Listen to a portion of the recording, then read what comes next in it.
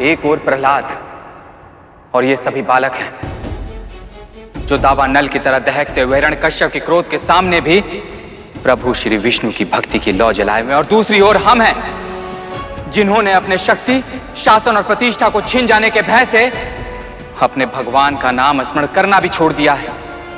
सत्य कह रहे हैं देवराज। आज लज्जा आ रही है हमें अपने आप पर, अपने देवता होने पर।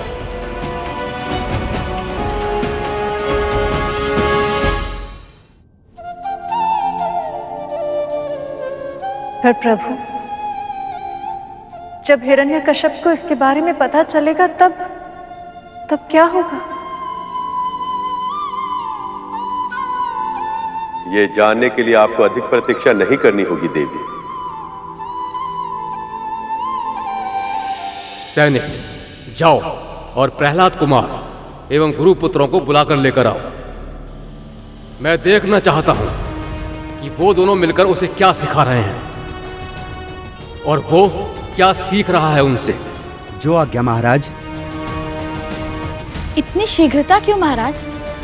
अभी कुछ दिनों पहले ही तो गए हैं, और आप तो जानते हैं ना कि वेदाभ्यास करने में समय लगता है।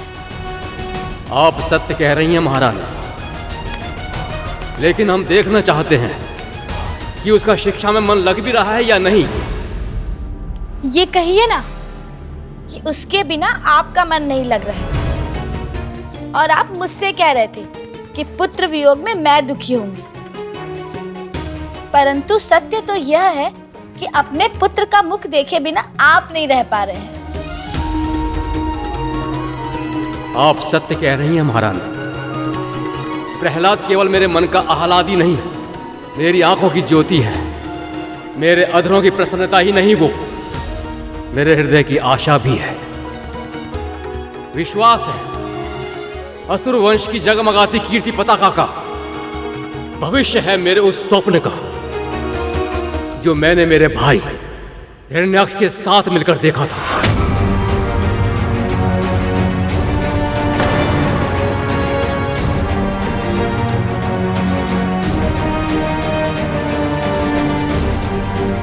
जब उस दुष्ट असुर को प्रहलाद की हरि भक्ति के बारे में ज्ञात होगा तो न जाने वो उस नन्हे से बालक के साथ क्या करेगा।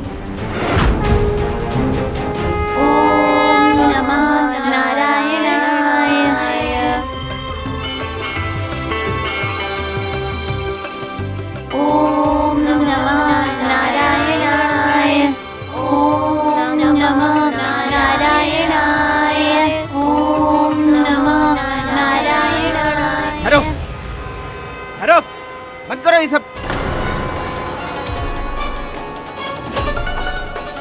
तुम सबको तनिक भी लज्जा नहीं आई गुरुकुल का नियम तोड़ते हुए।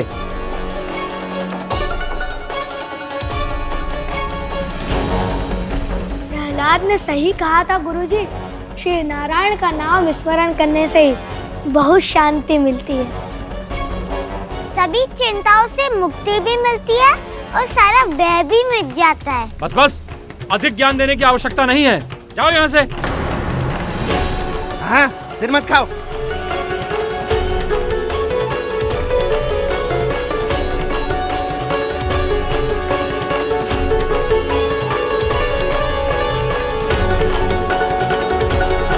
प्रहलाद पुत्र, तुम भी चलिए गुरुजनों। कहाँ श्रीमान? राजमहल। और कहाँ जाओगे?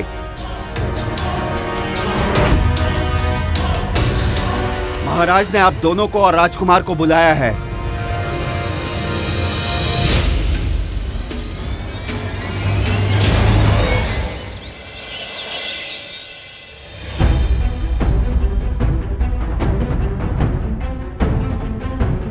प्रहलाद, पुत्र जैसा सिखाया वैसा ही बोलना, अपने पिताजी का ही जाप करना।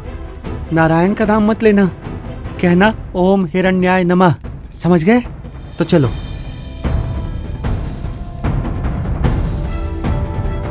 दया की मूर्ति, विनयशील महारानी लीलावती के पुत्र, त्रिलोक जयी भगवान हिरण्यकश्यप के अंश, असुर कुल भूषण राजकुमार प्रहलाद की जय। असुर कुलभूषण राजकुमार प्रहलाद की जय।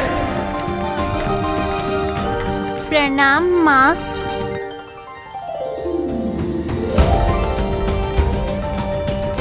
मेरा पुत्र प्रहलाद,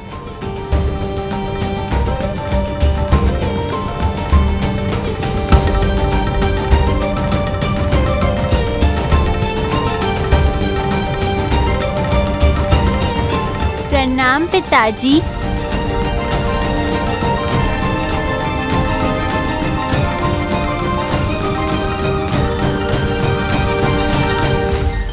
त्रिभुवन के साम्राज्य से भी बढ़कर है पुत्र का ये आलिंगन। कहो पुत्र, गुरुजनों से स्नेह तो मिला ना तुम्हें?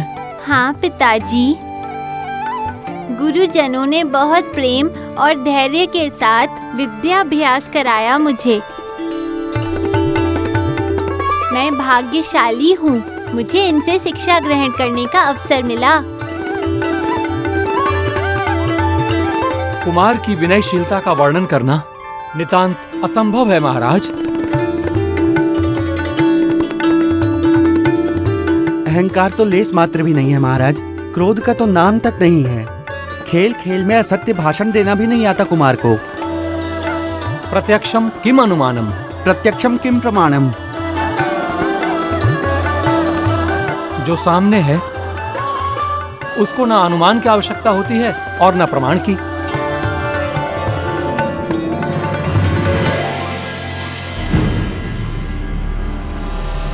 प्रहलाद पुत्र, वेद पाठ सीखा है तुमने?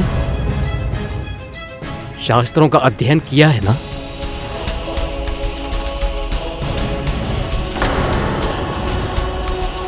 हाँ पिताजी, मैंने सारे वेद और शास्त्र कंठस्थ कर लिए हैं। अति उत्तम, अति उत्तम। बच गए। पहला उत्तर तो सही दिया इसने। और इसने ये उत्तर भी दे दिया तो फिर मुझे वेदों का सार बताओ पुत्र।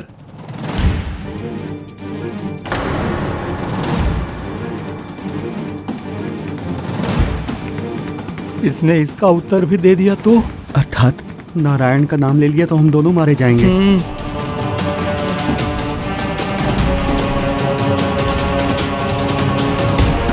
पुत्र प्रहलाद, जैसा हमने सिखाया था वैसा ही बताना।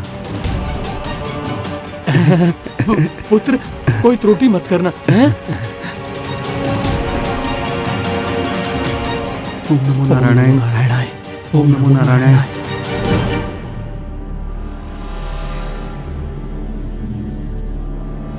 प्रभु, अब प्रहलाद सब कुछ सत्य कह देगा। मुझे तो भय लग रहा है कि हिरण्यकश्यप न जाने इस कोमल से बालक के साथ क्या करेगा।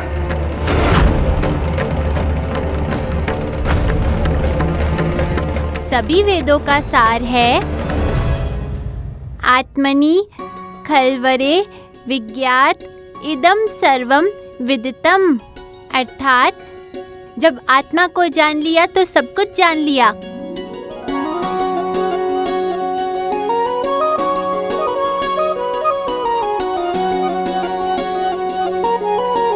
उत्तम, अति उत्तम। देख रही हैं महारानी, हमारे पुत्र की स्मृति कितनी तीव्र है। हाँ महाराज, इतनी शीघ्र इतना कुछ सीख लिया। नारायण का बहुत बहुत धन्यवाद। अच्छा हुआ उसने उल्टा सीधा कुछ नहीं बोला। सत्य यही है कि आत्मा और परमात्मा में कोई भेद नहीं। हम सभी की उत्पत्ति का कारण श्री विष्णु ही है।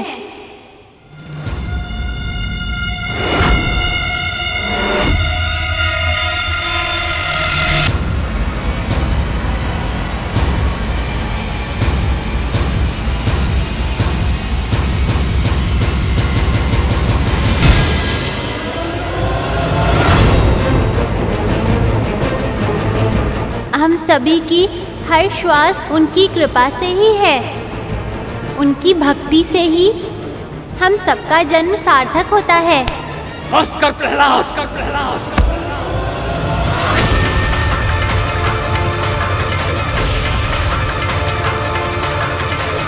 मेरे शत्रु का गुणगान सुनाकर मेरे कानों में पिघला हुआ शीशा डाल रहे हो तुम। गुरुपुत्रों, यही सिखाया तुमने मेरे पुत्र को? मेरे वैरी विष्णु की प्रशंसा करना? दानेश्वर, इसमें हमारा कोई अपराध नहीं है। आपके चरणों की सौगंध महाराज, हमने शत्रु पक्ष के कोई शास्त्र का ज्ञान नहीं दिया राजकुमार को।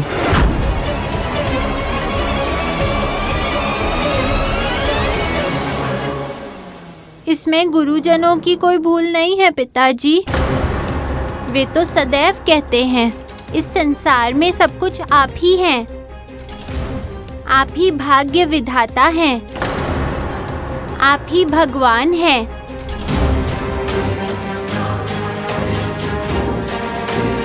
पुत्र, यदि तुम्हें गुरुओं का वचन स्मरण है, भरी सभा में पिता को अनुचित उत्तर देकर इस प्रकार अपमानित क्यों किया? पिताजी को अपमानित करने की मैं कल्पना भी नहीं कर सकता माँ, पर इन्हें प्रसन्न करने के लिए असत्य भी तो नहीं बोल सकता।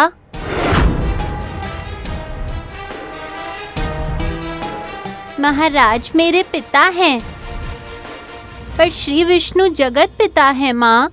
हत्यारा है वो।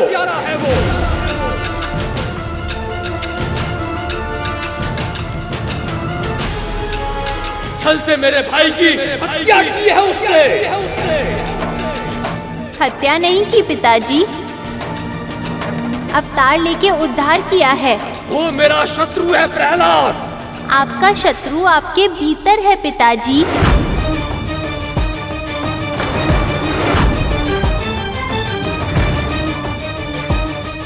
भीतर?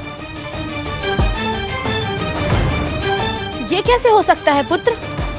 अहंकार, काम, क्रोध, लोभ, मोह, मत्सर, ये अरिष्ट वर्ग ही हमारे सबसे बड़े शत्रु हैं माँ।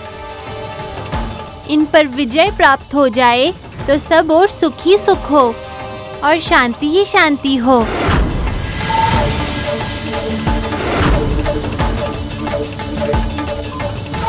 कह तो सही रहा है बालक। किसी न किसी का शीश धड़ से अलग कर दिया जाएगा, इसी के कारण। पिताजी, मैं तो केवल सत्य बताकर आपको धर्म के मार्ग पर।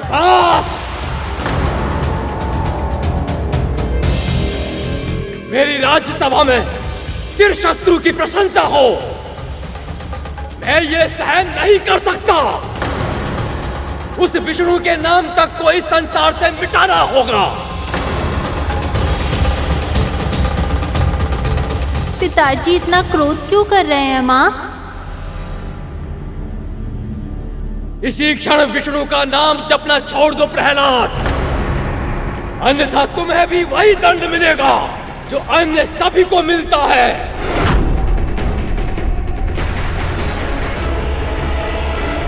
ये आप क्या कह रहे हैं महाराज? ये हमारा पुत्र है। इसलिए इसका दायित्व और भी अधिक है महारानी। असुरों के विचार संस्कृति की रक्षा करनी ही होगी इसे। शत्रु और मित्र का भेद समझना ही होगा इसे। समझने का प्रयास क्यों नहीं करते? हट छोड़ दो ना कुमार। विष्णु भक्ति हट नहीं है माँ, ये तो जीवन का आधार है। प्रभु श्री हरि का नाम स्मरण किए बिना मैं जी ही नहीं सकता।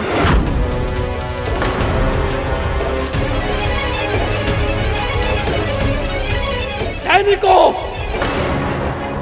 बंदी बना लो इस कुलद्रोही को और डाल दो काल कोठरी में।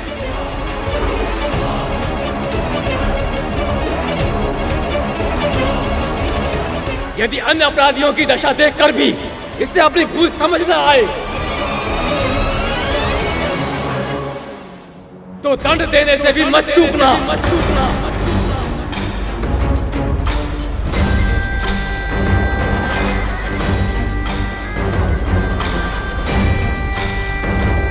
अब मैं इसका मुख तब देखूंगा जब पश्चाताप इसके हृदय को फिर से निर्मल कर देगा। ले जाओ इसे।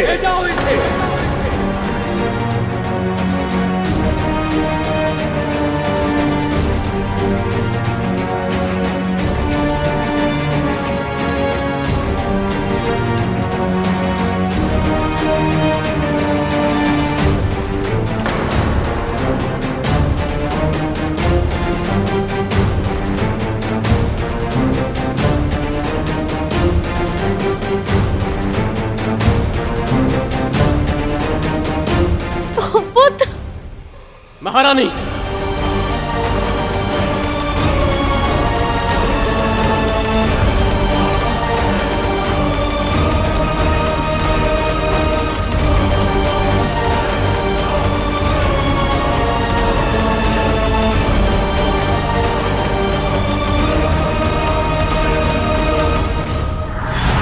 परंतु मां, हिरण्यकश्यप तो अपने पुत्र से बहुत अधिक प्रेम करता था और फिर भी अपने एकमात्र पुत्र को प्रभु के नाम का स्मरण करने देने के स्थान पर कारावास का कठोर दंड देने के लिए तैयार हो गया। आगे दिए जाने वाले अनगिनत दंडों में से ये तो केवल एक दंड था गरुड़।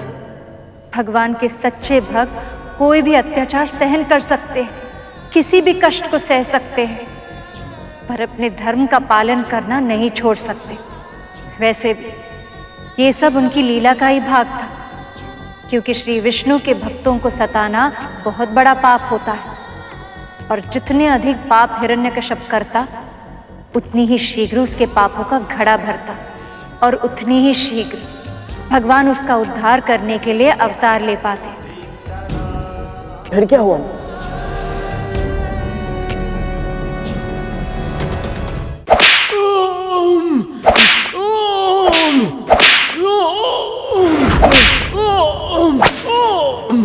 बोल लेगा श्री हरि का नाम।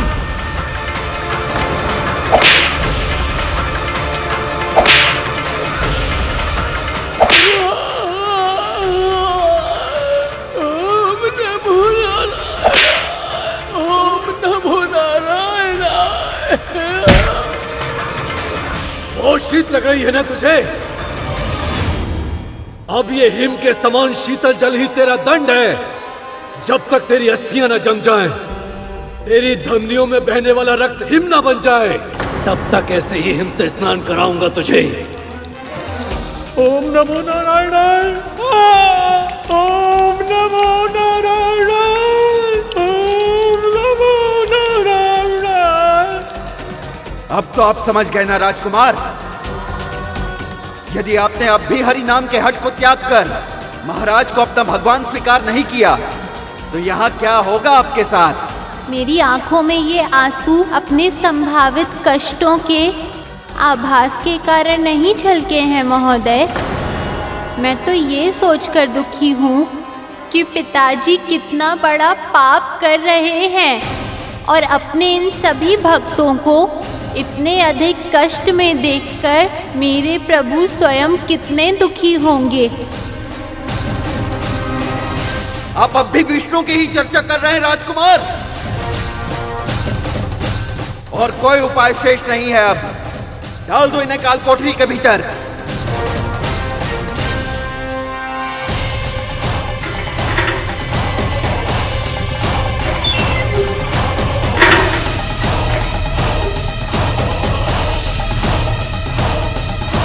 प्रभु, कहीं असुर इतने छोटे बालक को भी दुष्कर यातना ना दी।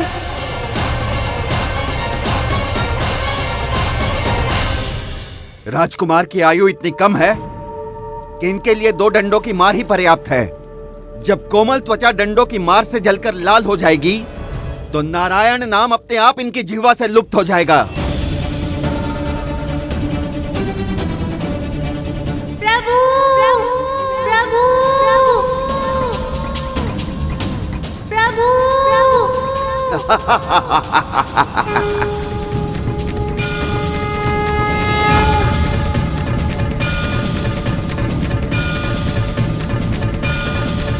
भक्त प्रहलाद की रक्षा कीजिए प्रभु। यदि आपने उसकी रक्षा नहीं की तो इन असुरों के कठोर दंड से उसके प्राण को भी हानि हो सकती है। उसकी रक्षा कीजिए प्रभु।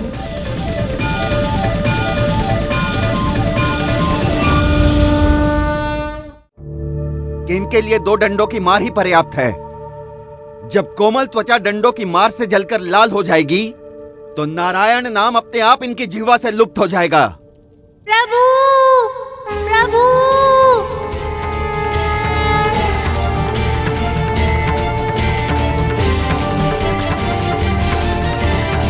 महाराज, इस छोटे से फूल समान बालक को कहीं कुछ हो ना जाए, आप इस पर दया कीजिए। मैं इसकी माँ हूं ना, मैं इसे समझाऊंगी। आप माँ हैं तो मैं भी उसका शत्रु नहीं हूं महारानी। पिता हूं मैं, मुझे भी प्रेम है अपने पुत्र से। पर अब प्रेम से समझाने का समय बीत चुका है महारानी। बस एक ही आशा है कि उसे अपनी भूल का आभास शीघ्र ही हो जाए और मुझे उसे और भी कड़ा दंड देने के लिए विवश न होना पड़े। ओम नमो नारायणाय। ओम नमो नारायणाय। ओम नमो नारायणाय। ओम नमो नारायणाय। ओम नमो नारायणाय। ये कैसे संभव है? ओम नमो नारायणाय। ओम नमो नारायणाय। ओम नमो नारायणाय। ओम नमो नारायणाय। ओम नमो नारायणाय। नमो नारायणाय।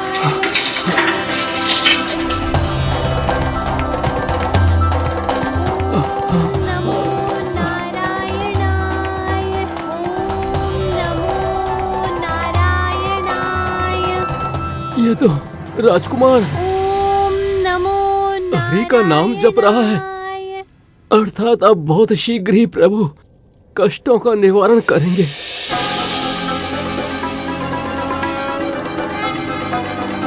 ओम नमो नारायणाय। ओम नमो नारायणाय। ओम नमो नारायणाय। ओम नमो नारायणाय। ओम नमो नारायणाय। ओम नमो नारायणाय।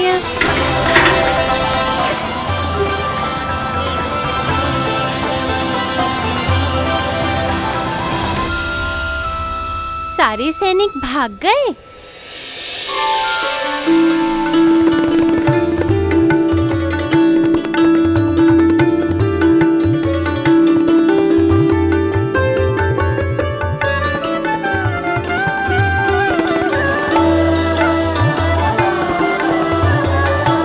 ये अचानक मेरी पीड़ा समाप्त कैसे हो गई?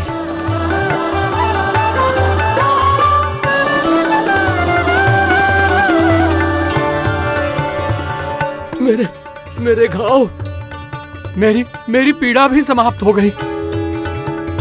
मुझ में ये ऊर्जा कहां से आई? ये सब श्री नारायण का चमत्कार है।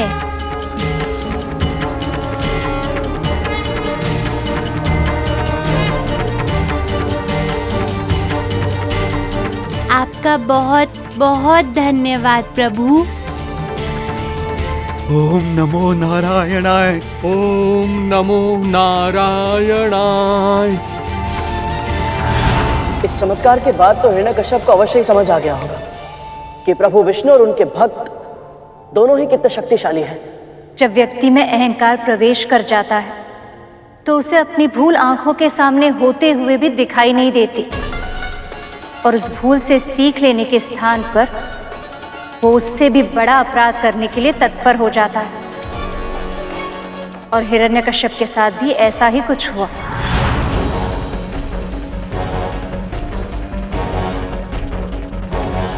हम सभी की उत्पत्ति का कारण श्री विष्णु ही है। हम सभी की हर श्वास उनकी कृपा से ही है। बस भी कीजिए महाराज, इतना मदिरा पान करना उचित नहीं। जब तक सैनिक आकर शुभ समाचार नहीं देते, मेरा मन व्याकुल ही रहेगा महारानी।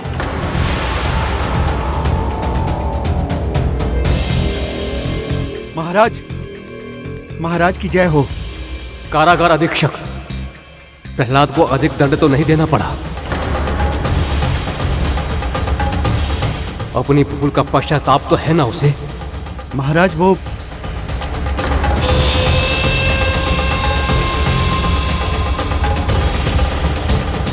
कहाँ है मेरा पुत्र? कारागार अधीक्षक, वो ठीक तो है ना? वो पूरी तरह से स्वस्थ है महारानी। और वो ही नहीं, अन्य सभी ऋषि मुनि भी कुमार प्रहलाद के साथ अब उत्तम स्थिति में हैं। तुम्हारे कहने का अर्थ क्या है? मैं बताता हूँ पिताजी। पुत्र, दंडों की चोट से अधिक पीड़ा तो नहीं हो रही है ना? ये कारागार से बाहर कैसे आया?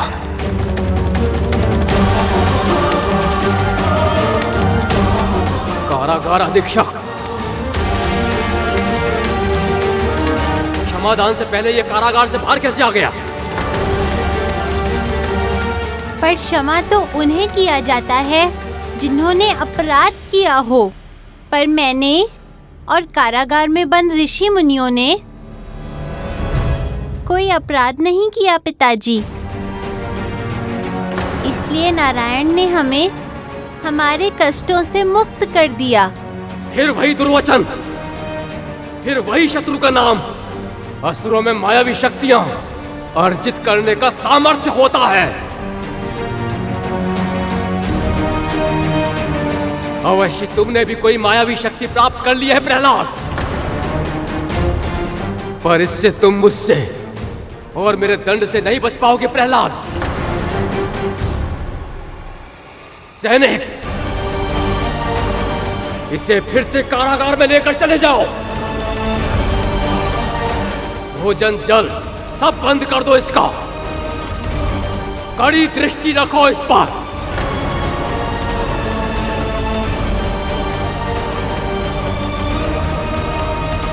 जब भूख लगेगी तो भक्ति अपने आप भूल जाएगा। पुत्र, तुम इतना कठिन दंड कैसे सहन कर पाओगे? पिताजी की आज्ञा क्यों नहीं मान लेते? अहंकार के वश में आकर पिताजी अनुचित कर रहे हैं माँ। बात तो इन्हें मेरी माननी चाहिए। पर आप मेरी चिंता मत कीजिए। नारायण भक्त वत्सल हैं, पीड़ितों के रक्षक हैं।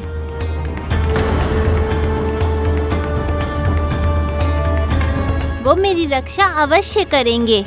रक्षक है, रक्षा करेगा।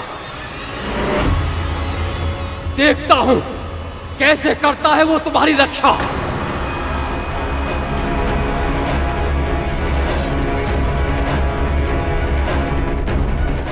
कैसे खिलाता है वो तुम्हें भोजन। अब तुम्हें अन्न का एक दाना भी नहीं मिलेगा।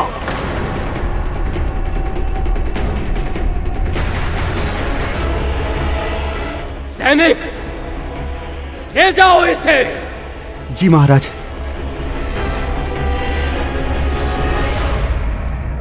पुत्र,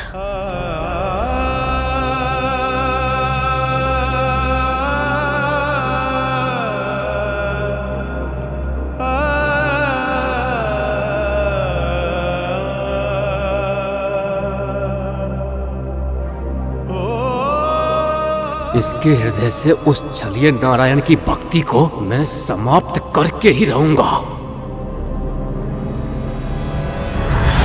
फिर क्या हुआ? प्रभु ने प्रहलाद को भोजन खिलाया? भगवान तो भक्त के दास होते हैं गरुड़। और फिर सच्चे भक्त को प्रभु कोई भी कष्ट कैसे सहन करने दे सकते हैं। इधर कारागार में प्रहलाद भूखा था और उधर महल में लीलावती ने जल और भोजन सब कुछ त्याग कर दिया था।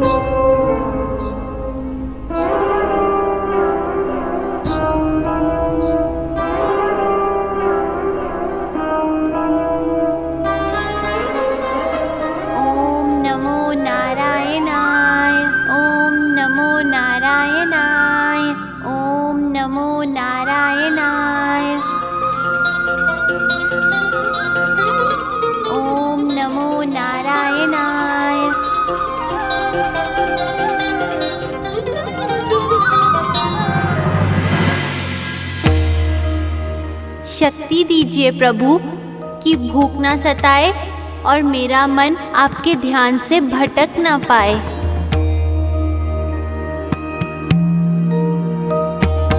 ओम नमो नारायणाय, ओम नमो नारायणाय।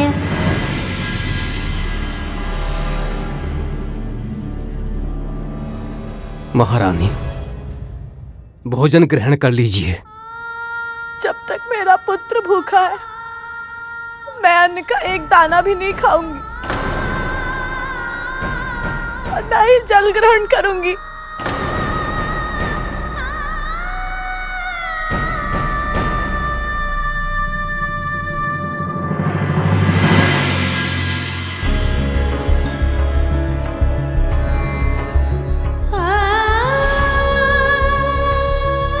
कम से कम शैया पर तो आ जाइए महारानी।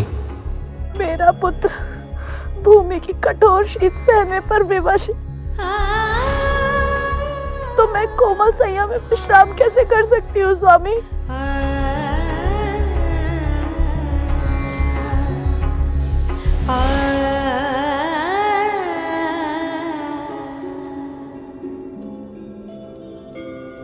माँ, माँ, माँ, माँ, माँ। पुत्र, पुत्र। माँ, माँ, माँ।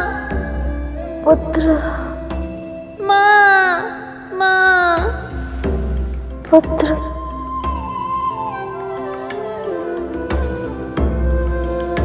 मैं इन दोनों को ऐसे कष्ट में नहीं देख सकती प्रभु। कुछ कीजिए, कुछ भी कीजिए, किंतु इनका कष्ट आप समाप्त कर दीजिए।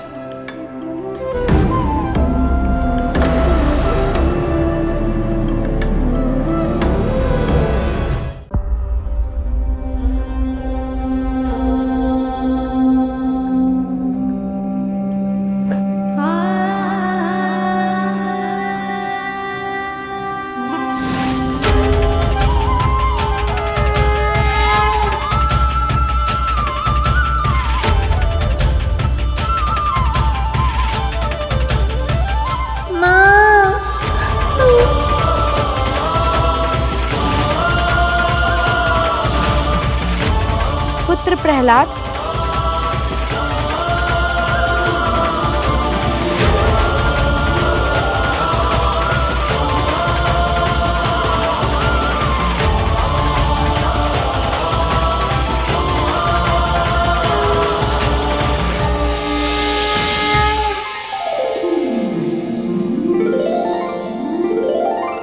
कब से भूखे हो पुत्र? लो खाना खाओ। जब से मैं यहाँ आया हूँ आपने भी कुछ नहीं खाया है ना? पहले आप खाइए माँ। इतनी छोटी सी आयु में भी कितनी संवेदना है इसमें।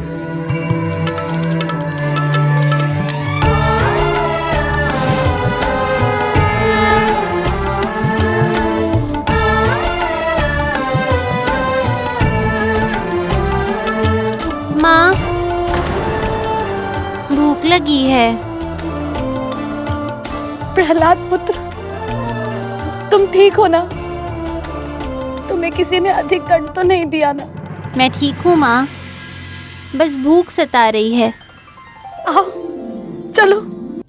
प्रहलाद, विष्णु तुम्हारे पिता के शत्रु हैं। उनकी भक्ति करना छोड़ दो पुत्र। कल प्रातः पिता से क्षमा मांग लेना। वो तुमसे बहुत प्रेम करते हैं, पर विष्णु के प्रति बहुत क्रोध है उनके मन में। मुझे भय है कि यदि तुमने उनका आदेश नहीं माना तो कहीं कुछ। आप चिंता मत कीजिए माँ, मैं कुछ भी अनुचित नहीं कर रहा हूँ, बल्कि मैं पिताजी को मुक्ति का मार्ग दिखाने का प्रयास कर रहा हूँ। जब तक नारायण मेरे साथ हैं, मुझे कुछ नहीं होगा।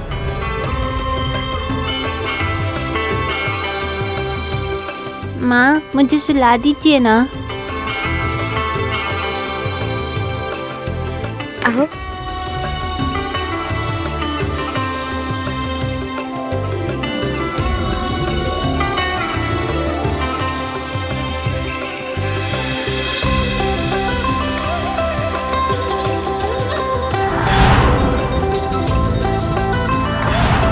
माँ, प्रभु इतने महान हैं, वो स्वयं उन दोनों माँ और पुत्र को भोजन कराने चले आए। मैंने कहा था ना गुरु, भगवान भक्त के दास होते। वैसे भी पापी हो या धर्मात्मा, सभी का जन्म परमपिता से ही हुआ है। सभी उन्हीं की संतान है। इसलिए पापी का वध करते समय प्रभु को भी उतनी ही पीड़ा होती है जितनी अपनी संतान का वध करते हुए किसी साधारण व्यक्ति को होती होगी। यदि इस तथ्य को पापी समझ जाए तो उसी पल पाप करना छोड़ दे। पर वो तो अपने परम हितैषी भगवान को ही अपना परम शत्रु समझते हैं, जैसे हिरण्यकश्यप समझ रहा था।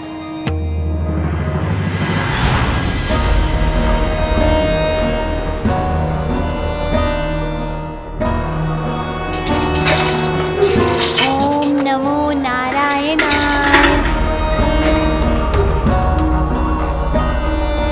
पुत्र प्रहलाद,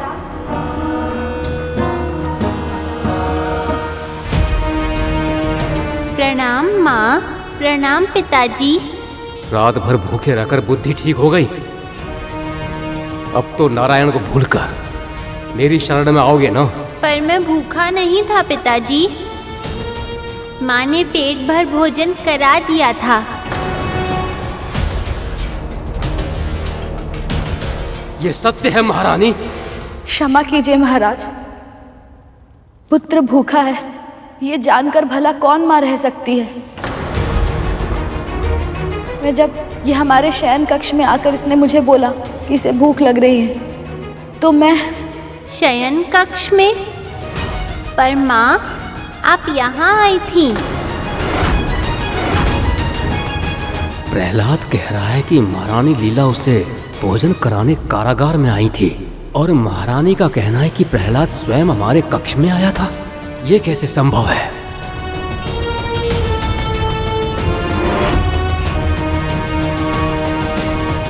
महारानी मुझसे असत्य भाषण कभी नहीं कर सकती, अर्थात वो छलिया विष्णु ही कल वेश बदलकर यहाँ आया होगा।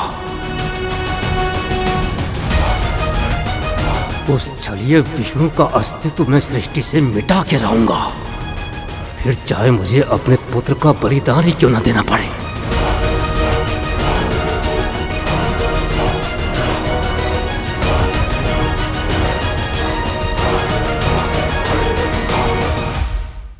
आप यहाँ आई थी इसी कारावास में? नहीं पुत्र, तुम हमारे शयन कक्ष में आए थे और तुमने मुझे नींद से उठाकर भोजन मांगा था। आपको तो पता है माँ, मैं कभी असत्य नहीं बोलता। महारानी भी सत्य कह रही हैं और तुम भी। श्री विष्णु चाहे तो क्या नहीं हो सकता पिताजी। मेरी भूख मिटाने के लिए जरूर उन्होंने ही कुछ चमत्कार किया होगा।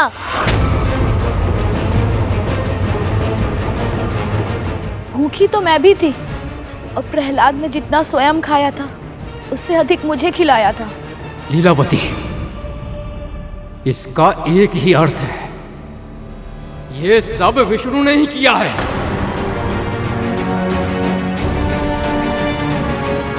मेरे ही विरुद्ध मेरे ही परिवार का उपयोग कर रहा है वो। उसे क्या लगता है पुत्र मोह में पिघल जाऊंगा मैं, उसकी भक्ति स्वीकार कर लूंगा? ऐसा कभी नहीं होगा। विष्णु का नाम जपने वाले को ही मरना होगा, चाहे वो मेरा पुत्र ही क्यों ना हो। नहीं,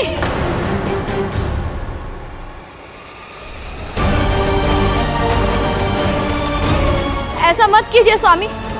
क्या यही दिन देखने के लिए मैंने इतनी कठिनाइयां सही थी? क्या इसलिए ही मैंने इंद्र से इसके प्राणों की रक्षा की थी कि एक दिन पिता ही इसके प्राणों का शत्रु बन जाए?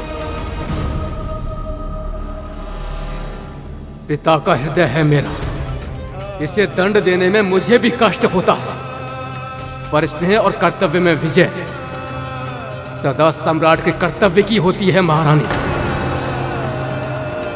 राज नियम का पालन मुझे भी करना होगा महारानी।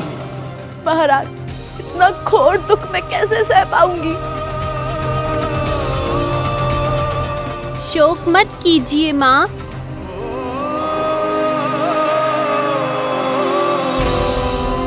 पुत्र, तुम बालक हो, तुम्हें तो यह भी ज्ञात नहीं होगा कि मृत्यु होती क्या है, अन्यथा तुम ऐसी बातें नहीं करते।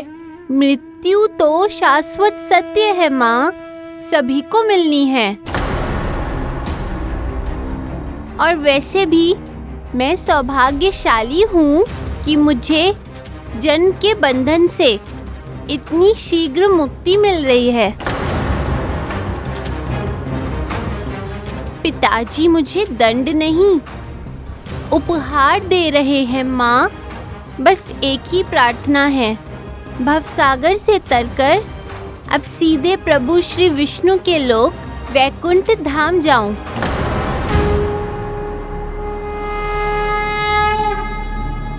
सैनिकों,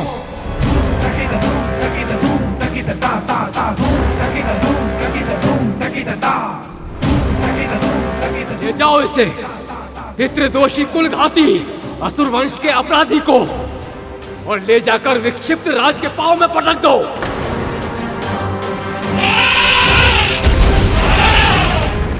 पुत्र,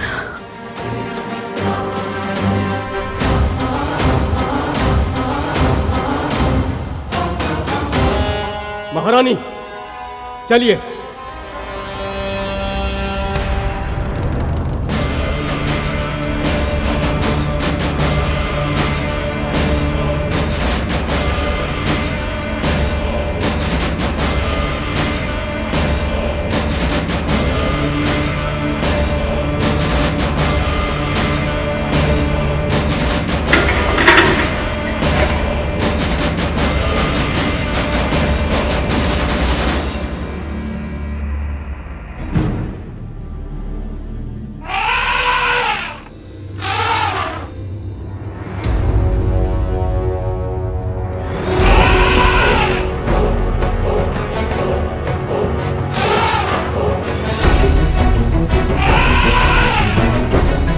अब भी समय है पुत्र, संभल जाओ, अपनी भूल स्वीकार कर लो, अन्यथा ये विक्षिप्त हाथी तुम्हें कुचल देगा और मैं चाहकर भी इसे रोक नहीं पाऊंगा।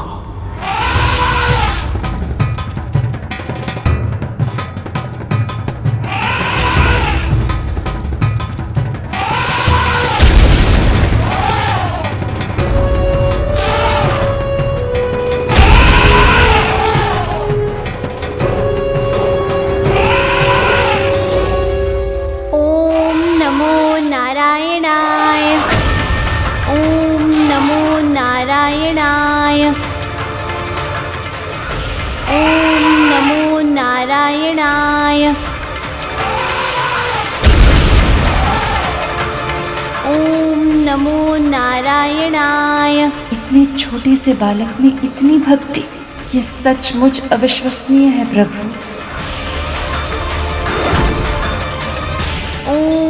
नमो नारायणाय। खोल दिए जाए द्वार।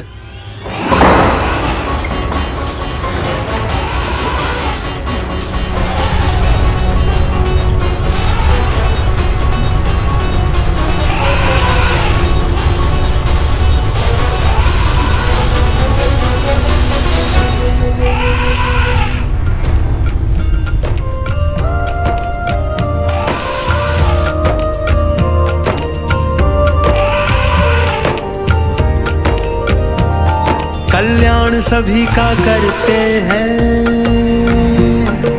प्राण सभी में भरते हैं, आप रक्षा उनकी करते हैं जो ध्यान आपका धरते हैं। 14 भुवन में न्यारा सबसे उत्तम आपका धाम है। विराट पुरुष सर्वशक्तिमान है, विराट पुरुष सर्वशक्तिमान।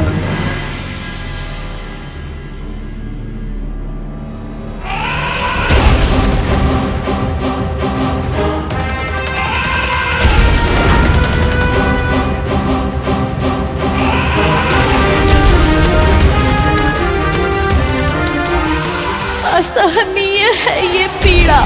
हे प्रभु, रक्षा कीजिए मेरे पुत्र की।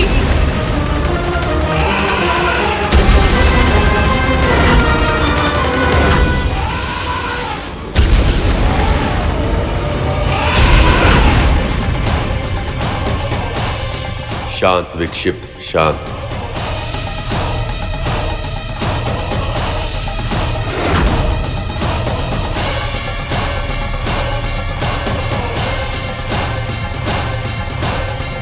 ये विक्षिप्त अचानक से शांत क्यों हो गया?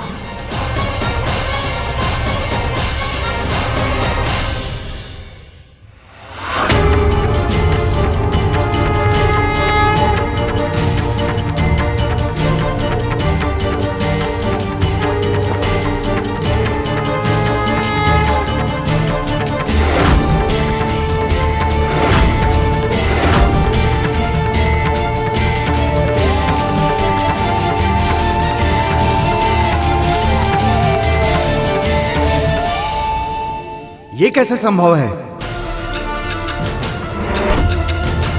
उन्मत्त हाथी को भी नियंत्रित कर लिया है तो मेरा पुत्र ही। राजकुमार प्रहलाद की जय, राजकुमार प्रहलाद की जय, राजकुमार प्रहलाद की जय, राजकुमार प्रहलाद की जय, राजकुमार प्रहलाद की जय। मैंने कुछ नहीं किया, ये सब तो श्री नारायण की कृपा है। जय जयकार करना है तो उन्हीं का करो, मेरे प्रभु का, मेरे प्रभु नारायण का। ओम नमो नारायणाय, ओम नमो नारायणाय, ओम नमो नारायणाय, ओम नमो नारायणाय।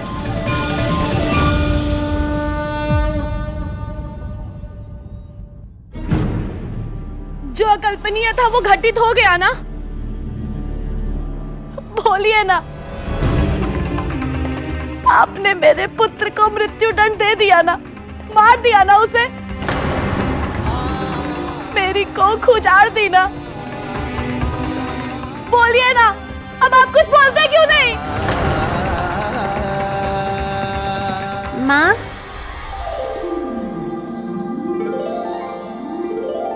पुत्र पुत्र पुत्र प्रहलाद।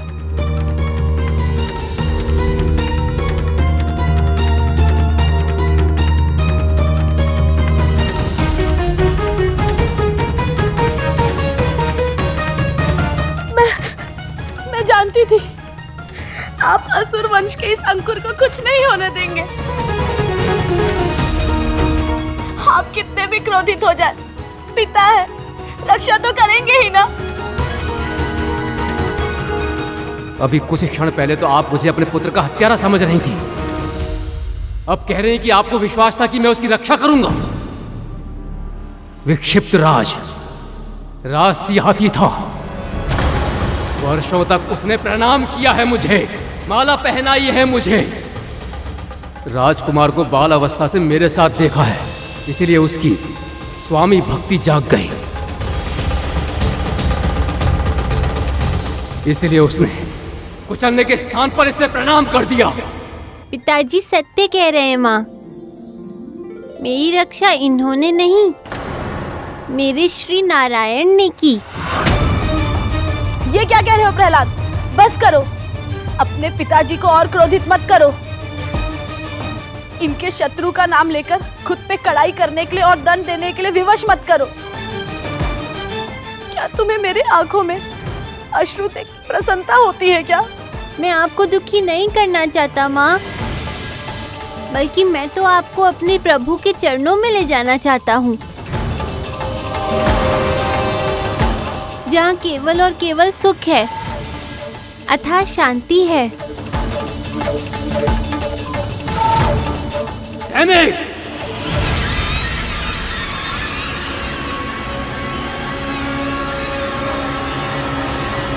इसे शांति चाहिए। मैंने सुना है काल कोठरी में बहुत शांति होती है। ले जाओ इसे।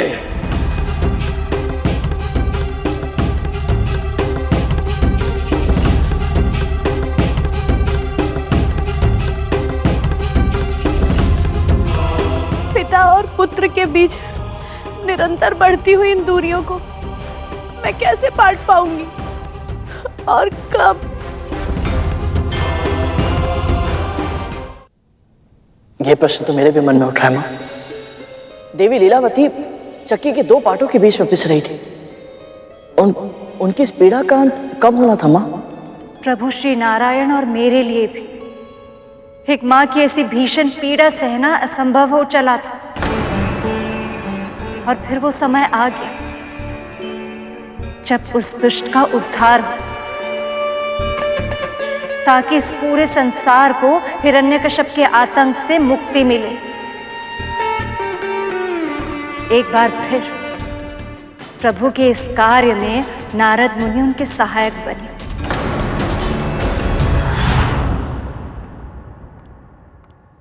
ओम नमो हिरण्याय।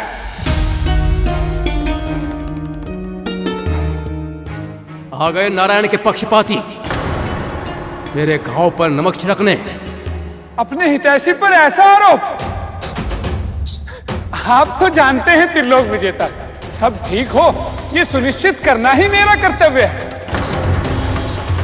किंतु आपकी हिरण्य नगरी में, आपके मन मस्तिष्क में चिंता के जो बादल उमड़ आए हैं, उनका आभास है मुझे।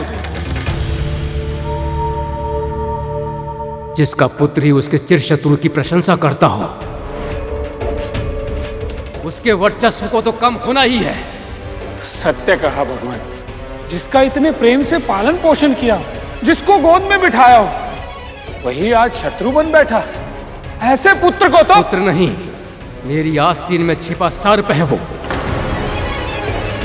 उसका दमन भी वैसे ही करना चाहिए जैसे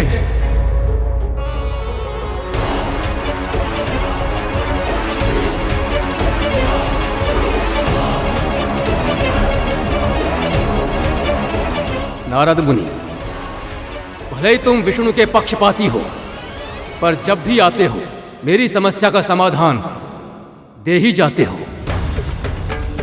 धन्यवाद। अब आपकी सेवा में सदैव उपस्थित हूं। ओम नमो हिरण्याय। ओम नमो हिरण्याय। ओम नमो हिरण्याय। ओम नमो हिरण्याय। ओम नमो नारायणाय। ओम नमो नारायणाय। ओम नमो नारायणाय। ओम नमो नारायणाय। ओम नमो नारायणाय। ओम नमो नारायणाय। ओम नमो नारायणाय। ओम नमो नारायणाय। ओम नमो नारायणाय।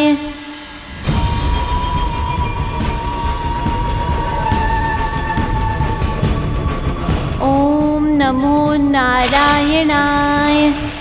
ओम नमो नारायणाय। ओम नमो नारायणाय। नागपालक, क्या ये सर्प सच में बहुत विषैला है क्या? सृष्टि में इससे भयानक नागों की जाति में और कोई नहीं है। ये इतना विषैला है कि इसकी सांसों में मानो स्वयं हलाहल कालकूट भरा हो। अब राजकुमार का क्या होगा? ओम नमो नारायणाय।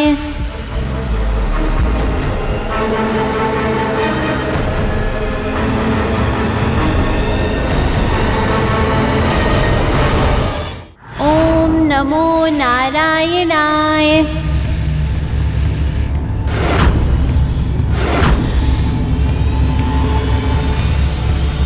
ओम नमो नारायणाय।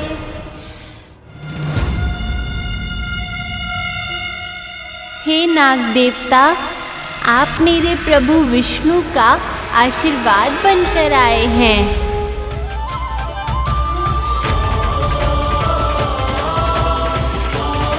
ओम नमो नारायणाय। ओम नमो नारायणाय। ओम नमो नारायणाय।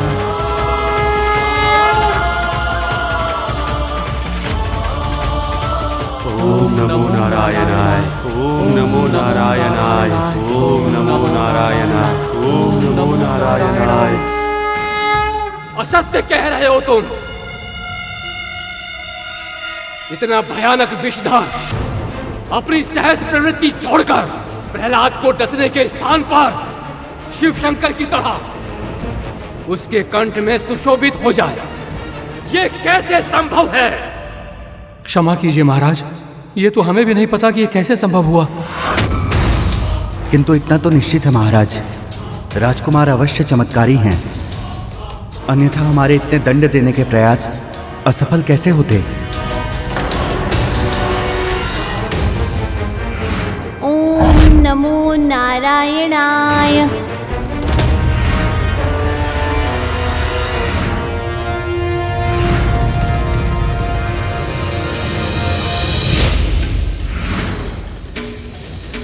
ओम नमो नारायणाय। मैं जानता हूं उसे दंड देने के सभी प्रयास असफल क्यों हो रहे हैं, क्योंकि तुम सबकी दृष्टि में अब भी वो राजकुमार ही है। इसी कारण उस पर हाथ उठाते हुए तुम्हारे हाथ कांप जाते हैं, उसे हानि पहुंचाते हुए तुम्हारा हृदय दहल जाता है और तुम सब हिचक कर उसे कड़ा दंड नहीं दे पाते। पर ऐसी कोई विवशता मेरे संकल्प को नहीं बदल सकती। अब इस कार्य का दायित्व उसे ही सौंपूंगा मैं, जिसने मेरा विश्वास आज तक भंग नहीं किया। अब उसी के हाथों होगी प्रहलाद की मृत्यु।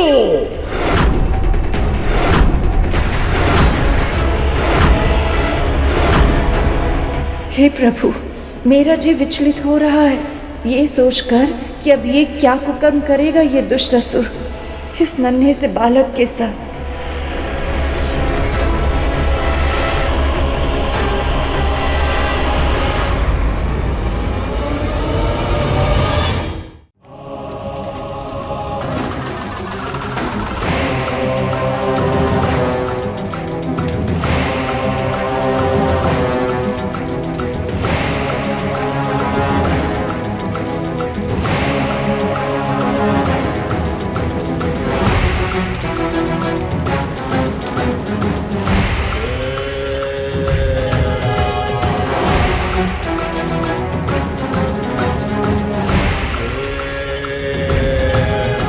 होलिका प्रकट हो।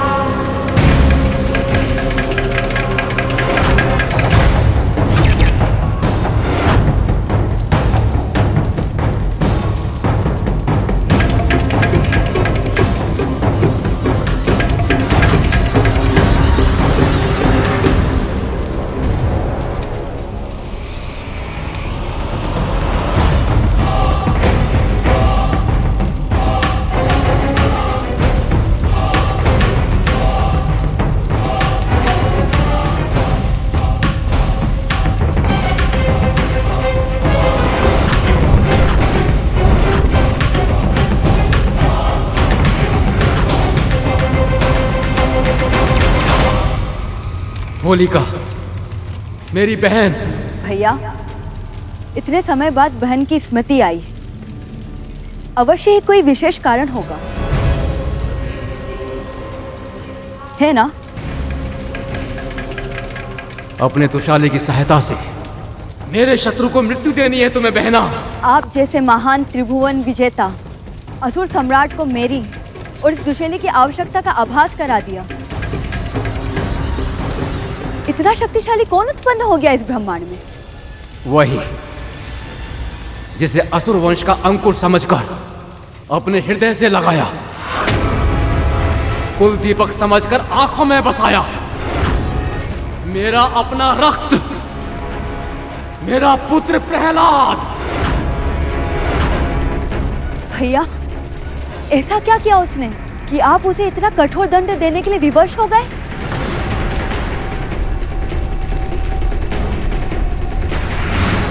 ओम नमो नारायणाय।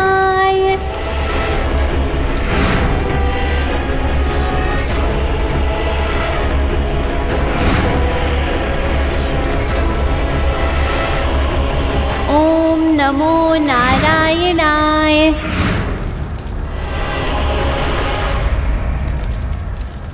आप चिंता मत कीजिए भैया, जो मेरे एक भाई का हत्यारा है और दूसरे भाई के हृदय का कांटा,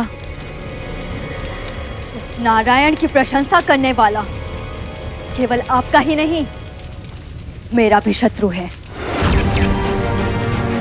और अब उसे उचित दंड मिलकर रहेगा।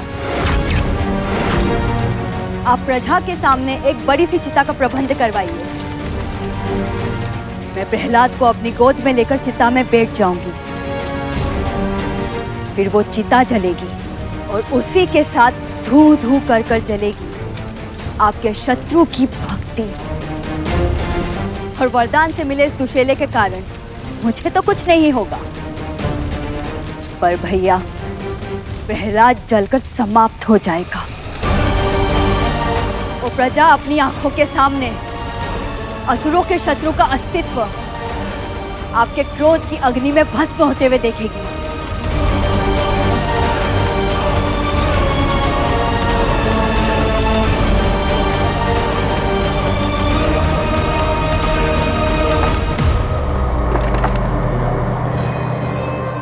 इतने निर्दयी कैसे हो सकते हैं आप स्वामी?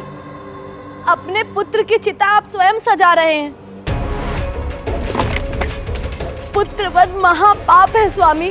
पितृघात उससे भी बड़ा पाप होता है महारानी। अपराधी को दंड देने से पाप का दोष नहीं लगता, विधान की रक्षा होती है। और सत्य तो यही है कि संस्कार देने का दायित्व माँ का होता है और आप अपना कर्तव्य निभाने में असफल रही हैं।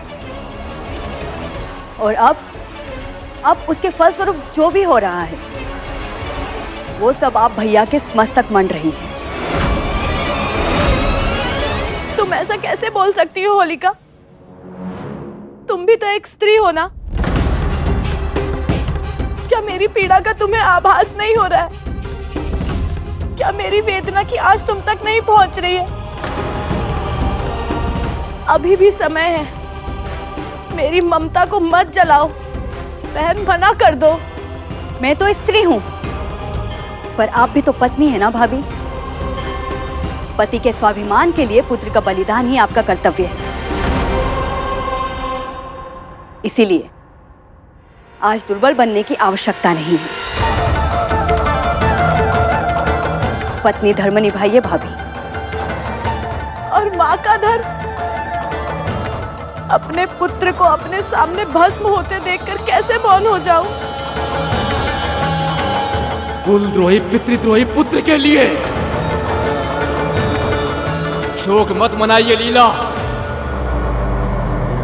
ऐसे कुपुत्र के माता पिता कहलाने से कहीं अधिक उत्तम है निसंतान होना।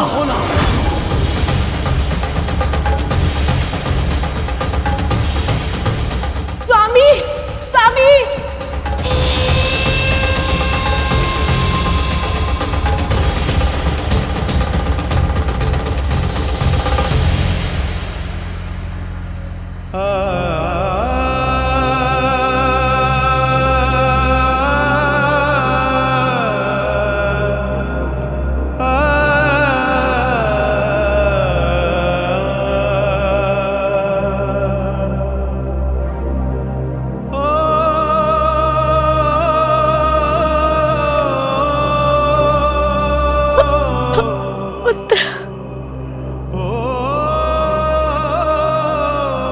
प्रहलाद पुत्र, अपने सिद्धांतों से अधिक आवश्यक है अपना जीवन बचाना। अपने पिता की बात मान लो पुत्र। पिता के लिए मैं परम पिता को नहीं भूल सकता माँ।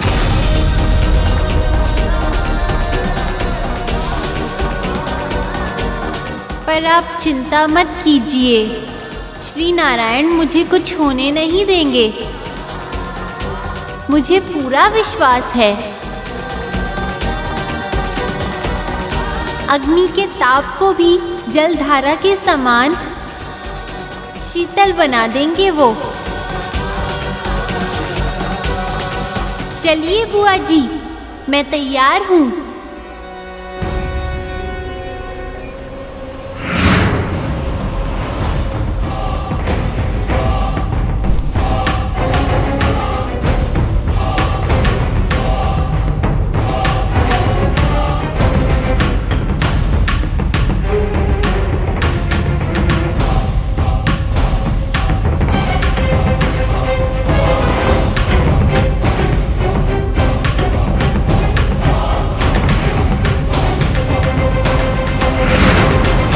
प्रभु पर इतना विश्वास था उसे कि वो जलती हुई चिता में बैठने के लिए तैयार हो गया।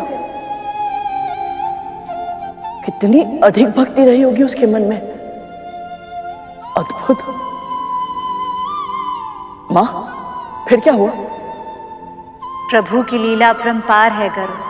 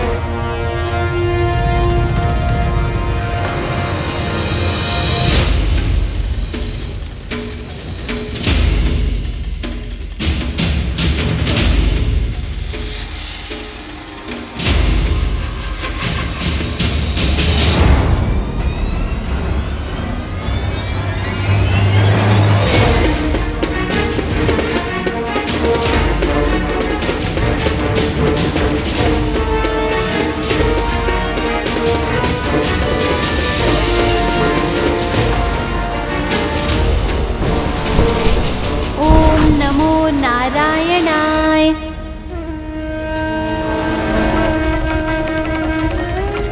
ओम नमो नारायणाय। ओम नमो नारायणाय।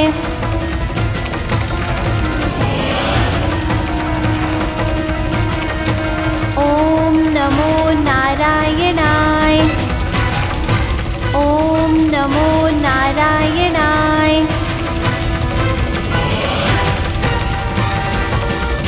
ओम नमो नारायणाय। अब सारी प्रजा पहचान जाएगी कि मैं कितना कठोर हूं। जान जाएगी जब मैंने नारायण की भक्ति के लिए अपने पुत्र को क्षमा नहीं किया, फिर इस घनघोर अपराध के लिए किसी और को भी क्षमा नहीं करूंगा मैं। आज से भय इनकी आत्माओं में जड़ पकड़ लेगा और फिर कभी किसी को नारायण का भक्त नहीं बनने देगा ये भय। ओम नमो नारायणाय। ओम नमो नारायणाय। महारानी,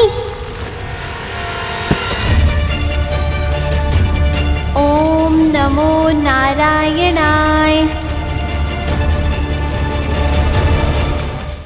ओम नमो नारायणाय। ओम नमो नारायणाय। अब भी नारायण की स्मृति में समय व्यर्थ कर रहा है प्रहलाद। ओम नमो नारायणाय। पर अब अधिक समय नहीं कर पाएगा, शीघ्र ही जलकर भस्म हो जाएगा तू। ओम नमो नारायणाय। ओम नमो नारायणाय। ओम नमो नारायणाय। ओम नमो नारायणाय। ओम नमो नारायणाय।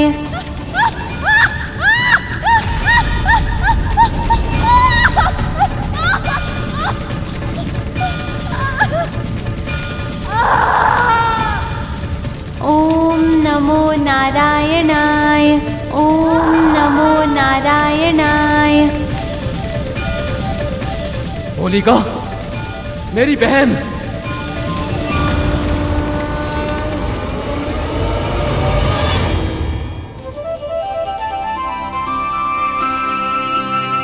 ओम नमो नारायणाय।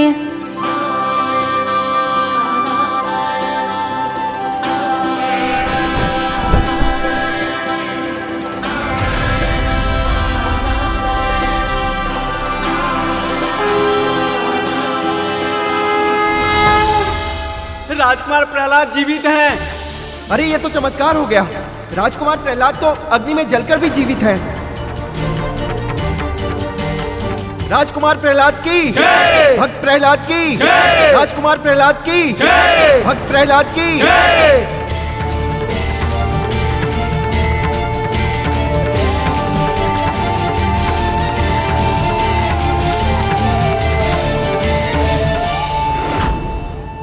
पिताजी, आपने देखी श्री नारायण की लीला? अग्नि भी मेरे लिए शीतल बन गई। अब तो आप भी मेरे प्रभु की प्रभुता को स्वीकार कर लीजिए।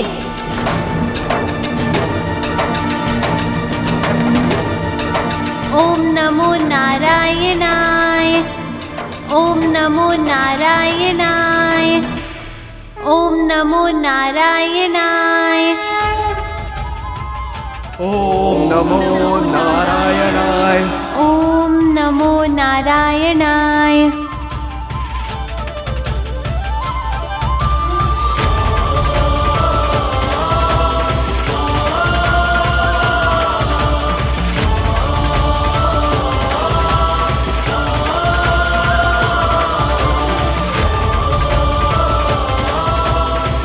ओम नमो नारायणाय।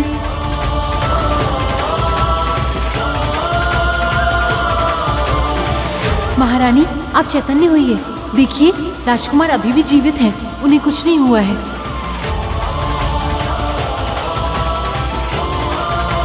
ओम नमो नारायणाय। पुत्र, पुत्र प्रहलाद, तुम जीवित हो। ये तो चमत्कार है।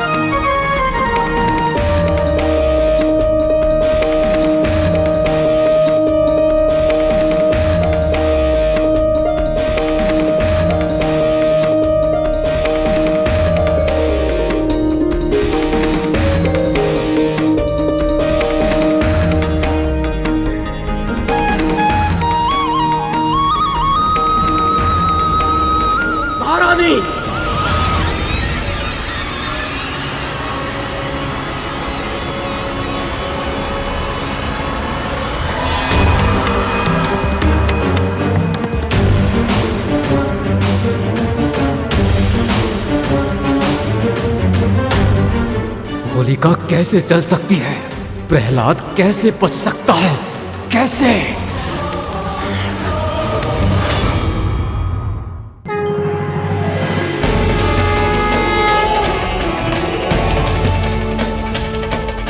भविष्य में आज का दिन होलिका दहन के नाम से जाना जाएगा। इस कारण आज से युगों युगों के बाद संसार प्रहलाद को और उसकी भक्ति की शक्ति को स्मरण करेगा। रात को मनुष्य होलिका की अग्नि में अपनी सभी नकारात्मकताओं को जला देगा और अगले दिन प्रेम भाव से एक दूसरे को रंग लगाएगा और इस पर्व का नाम होगा होली। ये मेरा सबसे प्रिय पर्व होगा।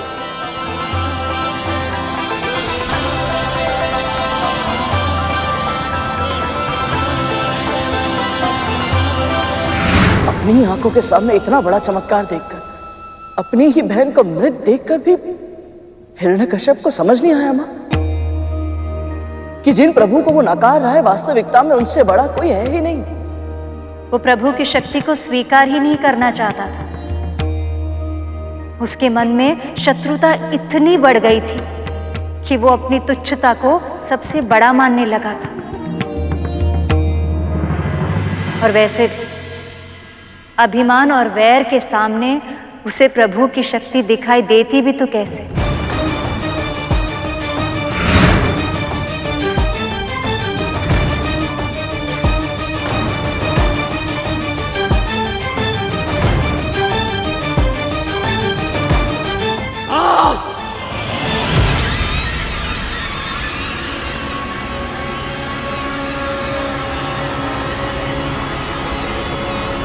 बहुत हो चुका नारायण के नाम का कोलाहल।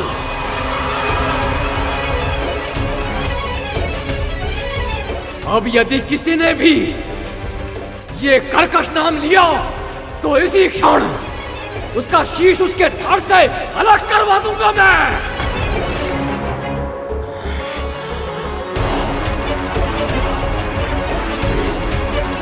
सैनिकों, जो भी नारायण का नाम ले उसका शीश उसके धड़ से अलग कर दो।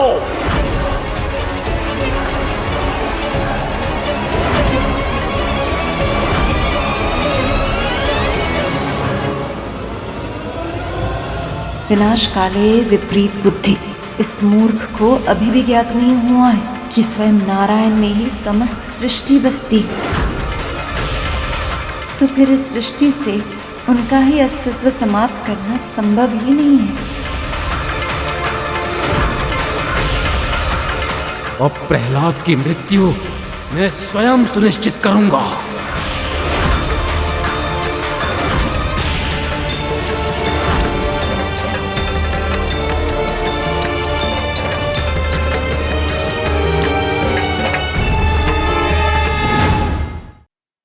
नारायण नारायण नारायण। यदि एक बार और तूने अपनी चमत्कारी शक्तियों का श्रेय उस नारायण को दिया तो तुझे अपने हाथों से दंड दूंगा मैं।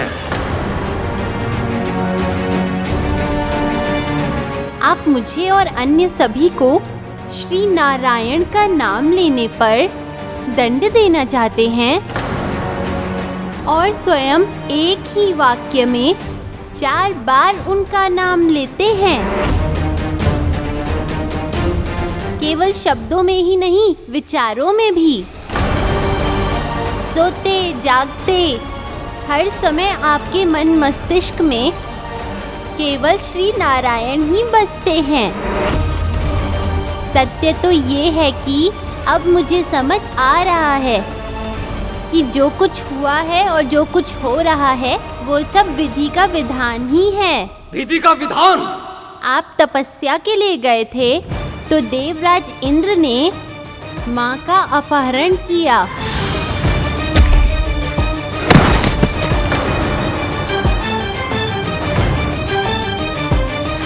फिर मुनिवर नारद इनकी और मेरी रक्षा करने के लिए इन्हें अपने आश्रम ले गए। मेरे जन्म से पहले ही उन्होंने मेरे मन में श्री नारायण की भक्ति की लौ जला दी। जो विश्व रूप जो उत्पत्ति, स्थिति और संहार के कारक है, जो सृष्टि के अधिष्ठाता है, उन जगदीश्वर अजन्मे अक्षय अव्यय भगवान विष्णु को नमस्कार।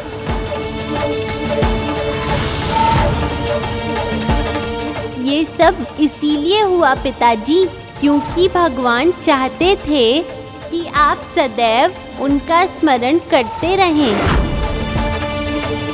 ऐसा तो मैंने कभी सोचा ही नहीं।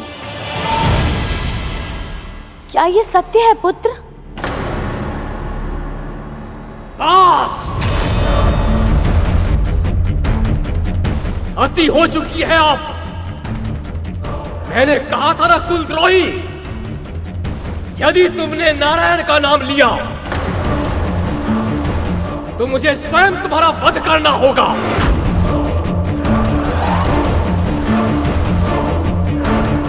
पर तूने मेरी आज्ञा ना मानकर तूने मुझे विवश किया है, तो यही सही, आज ही होगी तेरी मृत्यु और सबके सामने होगी।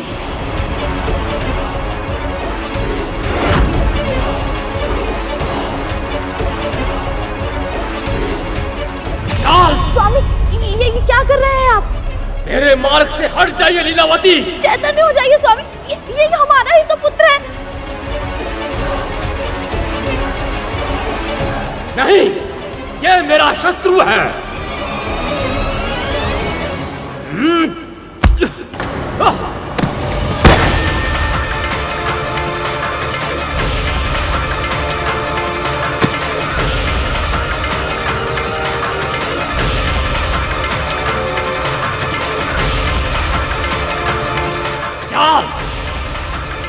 बहुत दिनों से चल रहा है तेरी भक्ति की शक्ति का खेल। आज इस खेल का अंत होगा।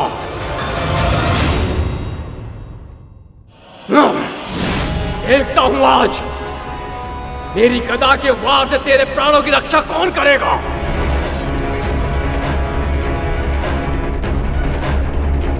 प्राण लेने वाले और जन्म देने वाले श्री विष्णु ही हैं।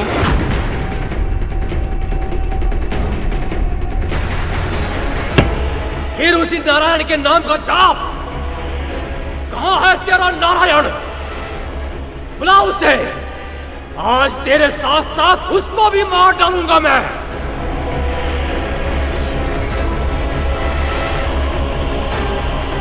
बुला, कहां है तेरा नारायण? वो तो कण कण में है पिताजी।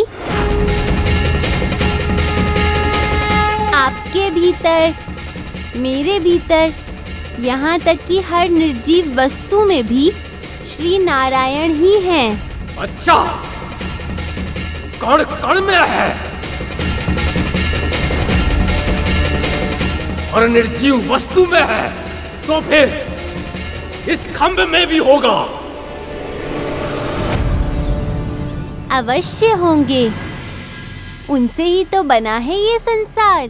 तो ठीक है, फिर अपने नारायण से कह कि मेरे सामने प्रकट हो।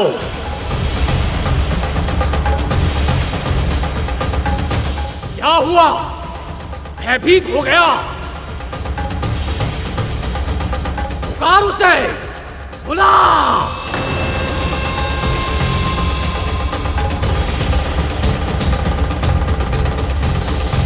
हे जगत पिता श्री नारायण, हे श्री विष्णु, मुझ सेवक की प्रार्थना सुनिए प्रभु। कृपया अपने आप को प्रकट करके मेरे पिताजी को दर्शन दीजिए।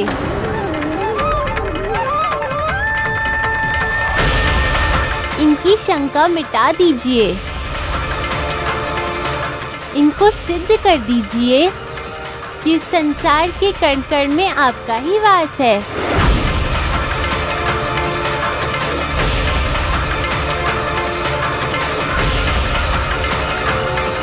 प्रभु, हिरण्यकश्यप के पापों का घट भरा हो या ना भरा, आपको अपने भक्त की रक्षा के लिए जाना ही होगा।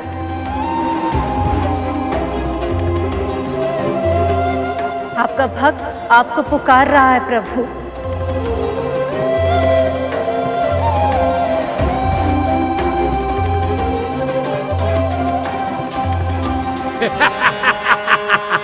कहाँ रह गया तेरा नारायण?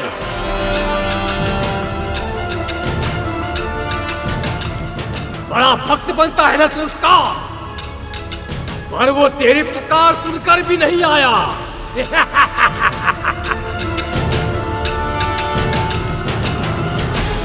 जानता है क्यों? क्योंकि उसको मुझसे भय लगता है, इसलिए तो मुझसे छिपकर रहता है वो। ये सत्य नहीं है पिताजी, भय तो उन्हें छू भी नहीं सकता।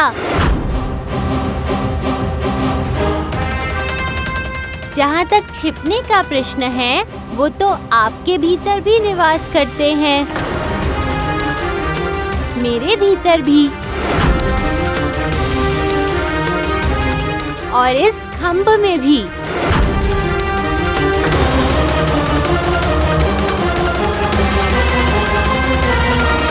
तेरे मन में तो वो कभी था ही नहीं, अब तेरे मन से खींचकर बाहर निकालूंगा उसे, और उससे पहले उसे उस खंभे से बाहर निकालूंगा मैं।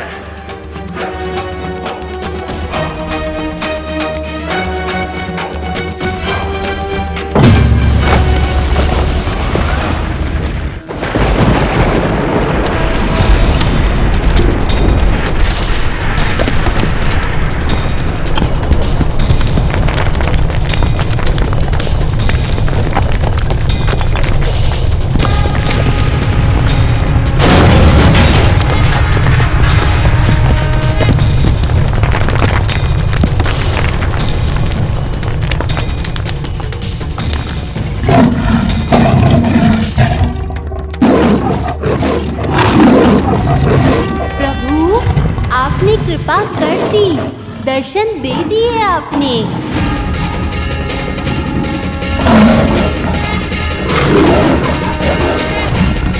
भक्त के लिए आपने अवतार ले ही लिया प्रभु, आप धन्य है आप।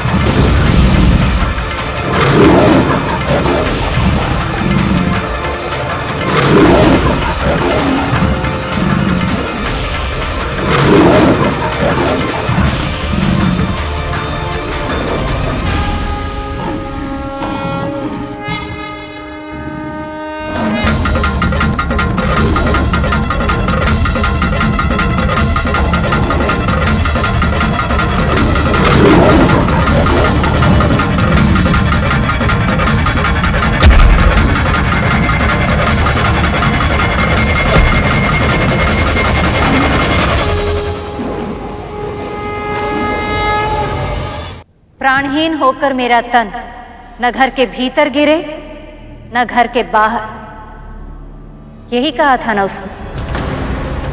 पर चौखट ना तो भीतर है न बाहर।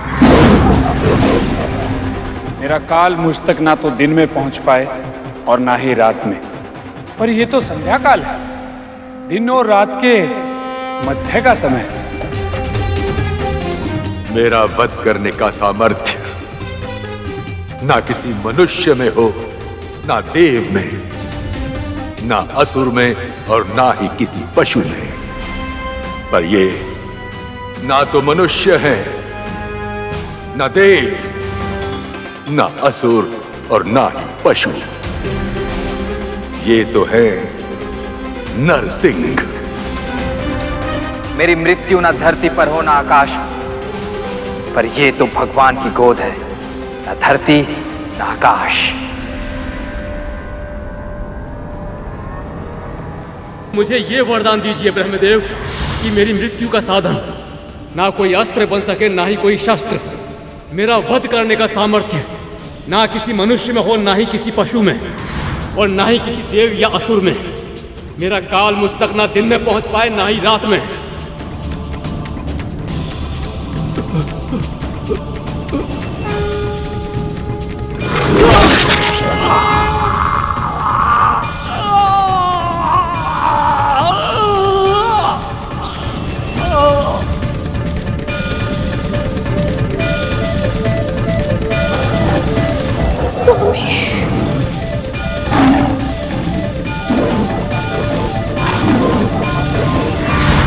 मेरी मृत्यु ना तो किसी अस्त्र से हो पाए ना किसी शस्त्र से, पर सिंहनख ना तो अस्त्र है ना शस्त्र। प्रभु ने इन सब शर्तों को मानकर भी उसका अंत कर दिया।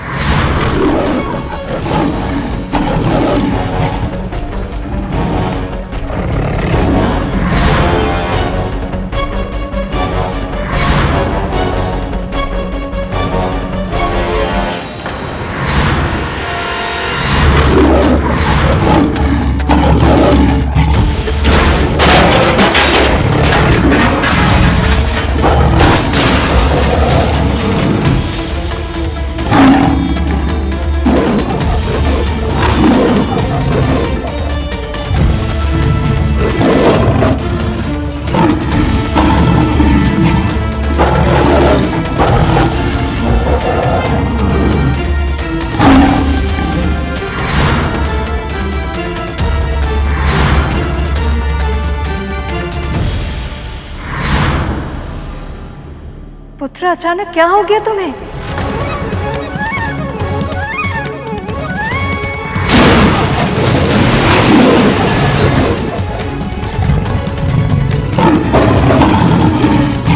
प्रहलाद, प्रभु श्री नारायण के अवतार तुम्हारी भक्ति की प्रेरणा से ही प्रकट हुए हैं, इसलिए केवल तुम ही अपनी प्रार्थना से इन्हें शांत कर सकते हो। यदि इनका रूप ऐसे ही उग्र होता रहा तो प्रलय आ जाएगी। पुत्र, संसार की रक्षा के लिए इन्हें शांत करो, इन्हें शांत करो। प्रहलाद, जाओ पुत्र, जाओ।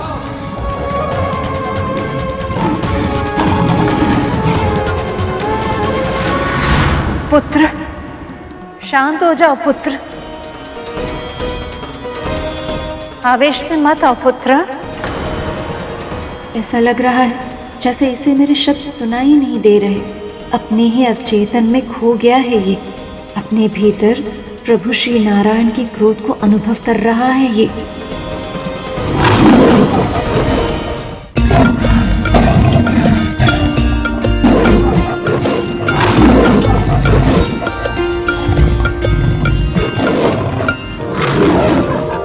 हे विराट पुरुष सर्वशक्तिमान, हे विराट पुरुष सर्वशक्तिमान, हे जनार्दन विष्णु महान, है जनार्दन विष्णु महान। आपको मेरा प्रणाम, आपको मेरा प्रणाम, बारंबार विनीत प्रणाम। हे विराट पुरुष सर्वशक्तिमान, है विराट पुरुष सर्वशक्तिमान।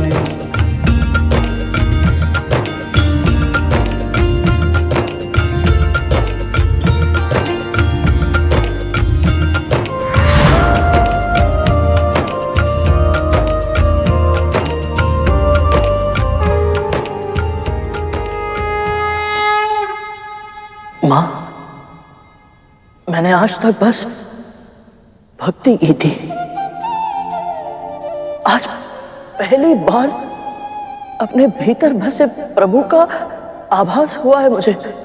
प्रभु का वाहन बन पाने की तुम्हारी यात्रा में ये सबसे महत्वपूर्ण पड़ाव था पुत्र। अब जब भी तुम प्रभु को लेकर उड़ोगे, उनके मन की बात उनके कहे बिना ही समझ पाओगे। प्रभु जब शांत हुए तब उन्होंने क्या कहा माँ? प्रहलाद से उनके मिलन के बारे में बताइए ना माँ। आपके दर्शन पाकर मैं धन्य हो गया प्रभु। असुर सम्राट प्रहलाद की जय। असुर सम्राट प्रहलाद की जय। असुर सम्राट प्रहलाद की जय। सम्राट प्रहलाद की जय। सम्राट प्रहलाद की जय। सम्राट प्रहलाद की जय।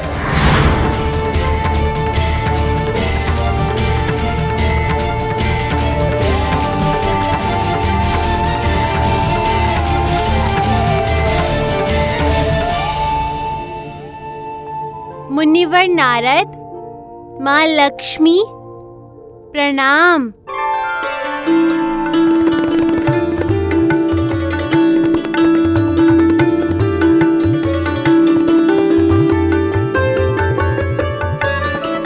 देवी, आंसू पोछिए, ये तो सत्य के आभास का अवसर है।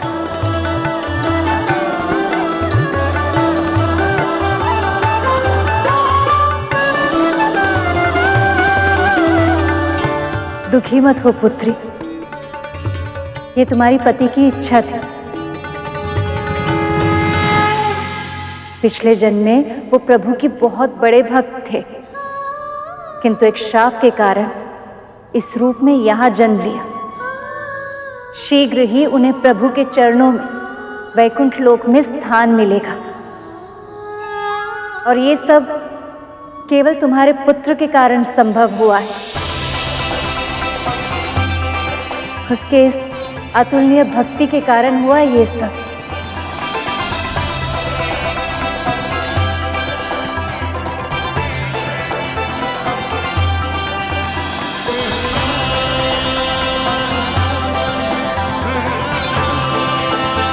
भक्त वत्सल असुर सम्राट की, प्रभु नरसिम्हा की, प्रभु नरसिम्हा की, प्रभु नरसिम्हा की, प्रभु नरसिम्हा की।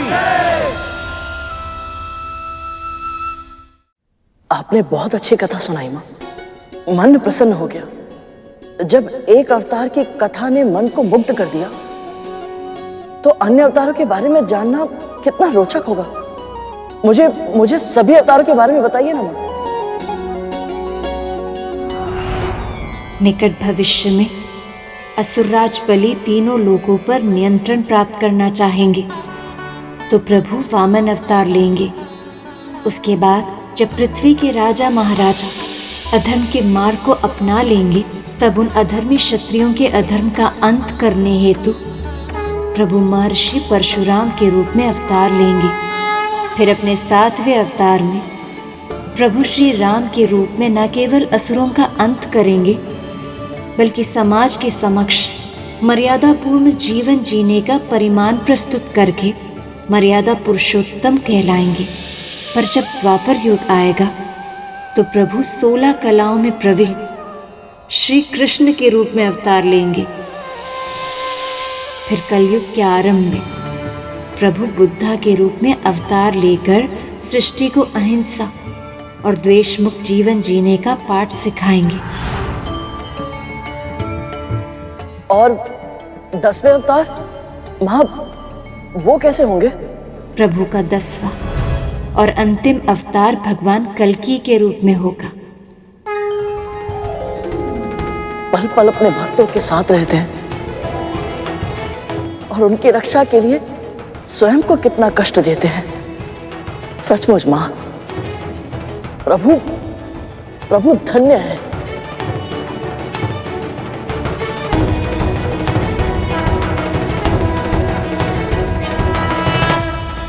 प्रभु कितना शुद्ध हृदय है गरुड़ का। हाँ मूषक जी, आपने सही कहा। गरुड़ का हृदय बिल्कुल शुद्ध एवं कोमल है। प्रभु, क्या अभी भी गरुड़ श्री विष्णु का वाहन बनने योग्य नहीं बना है? मूषक जी, सर्वप्रथम गरुड़ ने सागर मंथन में अति महत्वपूर्ण भूमिका निभाकर मामा श्री और मामी श्री का पुनर्मिलन कराया। तत्पश्चात उसने अपनी माँ देवी विंता को अपनी ही बड़ी माँ देवी कद्रू के दास्ता से मुक्त कराकर सृष्टि का सर्वश्रेष्ठ मातृ भक्त कहलाया। विंता और उसके पुत्र गरुड़ को अपनी दास्ता के बंधन से मुक्त करती हूँ।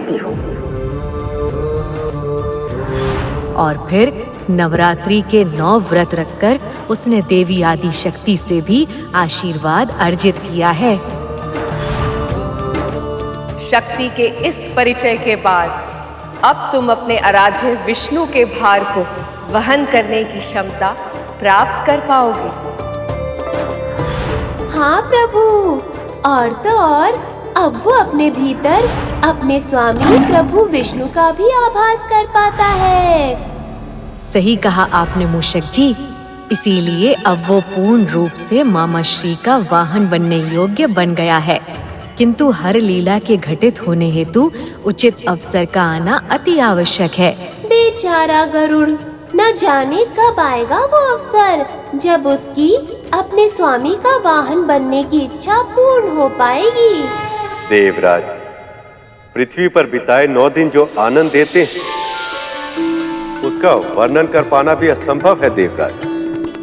सत्य कहा आपने प्रभु। पृथ्वी वो स्थान है जहाँ यदि मनुष्य चाहे तो वो अपने पुरुषार्थ से सब कुछ प्राप्त कर सकता है, पर कठिन से कठिन परिस्थितियों में अपने प्रभु को न भूलकर उनका नाम लेते रहना ही उनके उद्धार का सबसे छोटा और सर्वश्रेष्ठ मार्ग है। निसंदेह माँ, निसंदेह। प्रभु के बारे में माँ से जितना भी जाना है उससे ये तो स्पष्ट है कि हर लीला से पहले उसके हो पाने के लिए आवश्यक परिस्थिति उत्पन्न अवश्य होती है। कोई ना कोई घटना माध्यम बनती है। तो फिर मेरे प्रभु का वाहन बनने के लिए आवश्यक परिस्थिति कहाँ और कैसे उत्पन्न होगी और कब?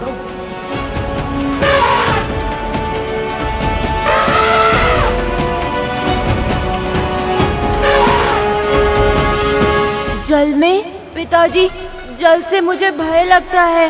हाँ, मुझे भी। भगवान की बनाई हुई सृष्टि में भय का कोई कारण ही नहीं है पुत्रों। देखो मुझे।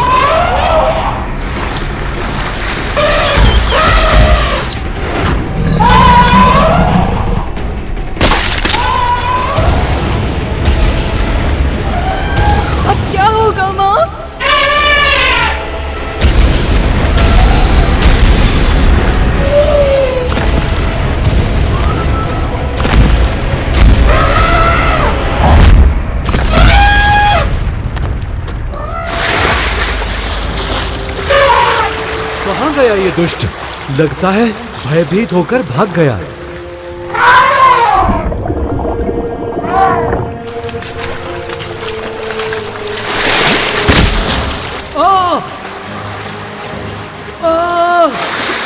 स्वामी पिताजी!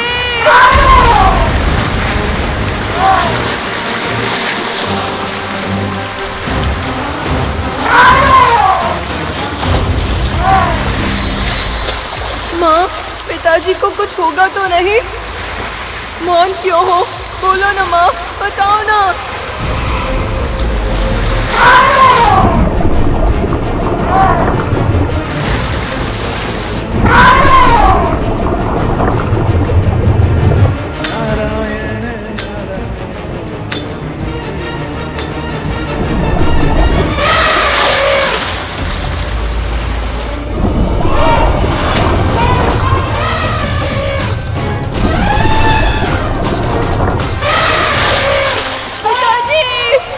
ये हाथी सहायता के लिए क्यों नहीं पुकार रहा है प्रभु को?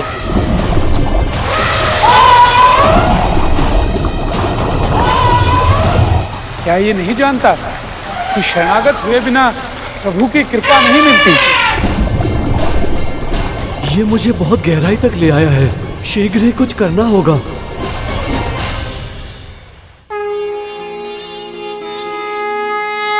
और कब तक प्रतीक्षा करनी होगी मुझे?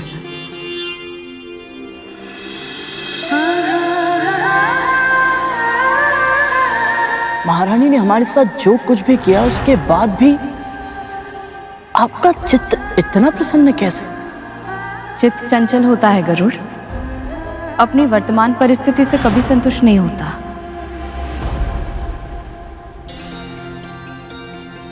जो मेरे प्रभु की इच्छा है अब वही मेरी भी इच्छा है।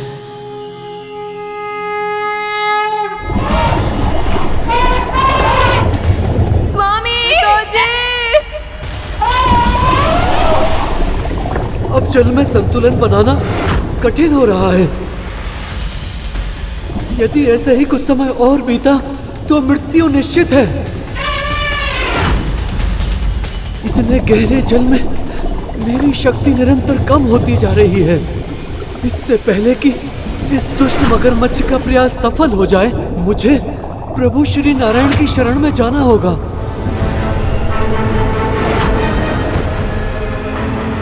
हे प्रभु, आप ही से ये सृष्टि है, आप ही इसके पालनहार हैं। मेरे परिवार को मेरी आवश्यकता है प्रभु। स्वामी आप सर्वशक्तिमान हैं, मेरी गुहार सुन लीजिए। मेरी रक्षा कीजिए प्रभु, मेरी रक्षा कीजिए। मेरी गुहार सुन लीजिए प्रभु, मेरी रक्षा कीजिए प्रभु, मेरी रक्षा कीजिए। हे धर्म के रक्षक, संत जनों की पीड़ा का नाश करने के लिए सदैव अवतार लेने वाले श्री नारायण, मेरी रक्षा कीजिए। मैं आपकी शरण में हूँ प्रभु, आपको मेरी रक्षा करनी ही होगी। रक्षा कीजिए प्रभु, रक्षा कीजिए। रक्षा कीजिए प्रभु, रक्षा कीजिए। रक्षा कीजिए प्रभु, रक्षा कीजिए। प्रभु, प्रतीत होता है कि वो अवसर आ गया जब गरुड़ अपने स्वामी प्रभु श्री विष्णु का वाहन बनकर अपनी और अपनी माता की इच्छा पूर्ण कर पाएगा और समस्त संसार में वंदनीय बन जाएगा। मामा श्री का वाहन बनना केवल उसकी इच्छा ही नहीं, अपितु उसके जीवन का लक्ष्य भी है। किंतु नियति में जो जो जब जब होना लिखा है वो तब तब ही होता है मूषक जी। और आप तो जानते ही हैं, मामा श्री की लीला तो कभी भी सरल नहीं होती। प्रभु, आपके वचनों से ऐसा प्रतीत होता है कि गरुड़ के मार्ग में पुनः कोई अड़चन आने को है।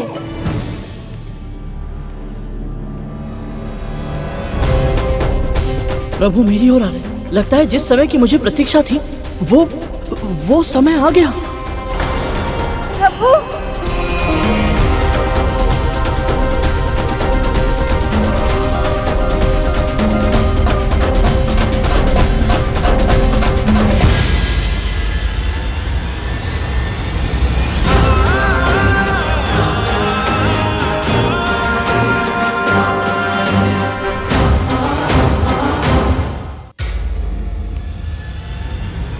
इससे पहले कि मेरी सांसों की डोर टूट जाए, मेरी रक्षा कीजिए प्रभु। प्रभु आप अपने आप को कष्ट क्यों दे रहे हैं? अपने सेवक को सेवा का अवसर दीजिए। अब तो मुझे अपना वाहन बना लीजिए प्रभु।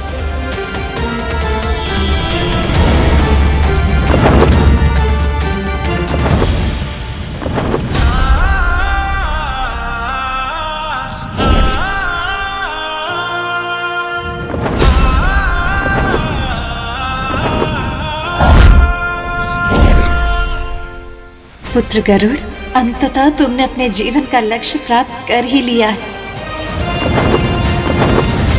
वंदनीय बनो पुत्र, वंदनीय बनो।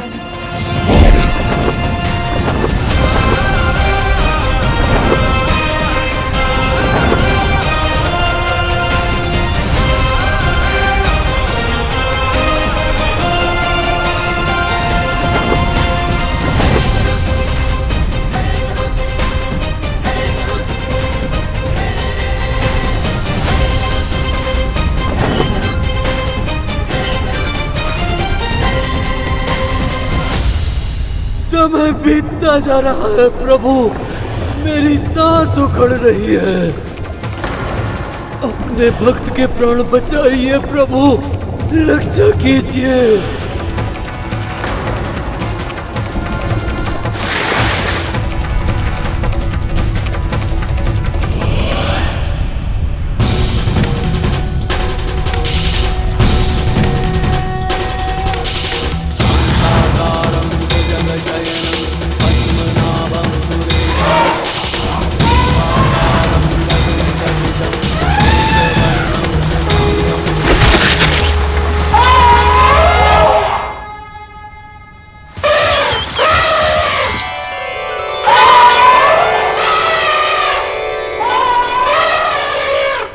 नारायण नारायण।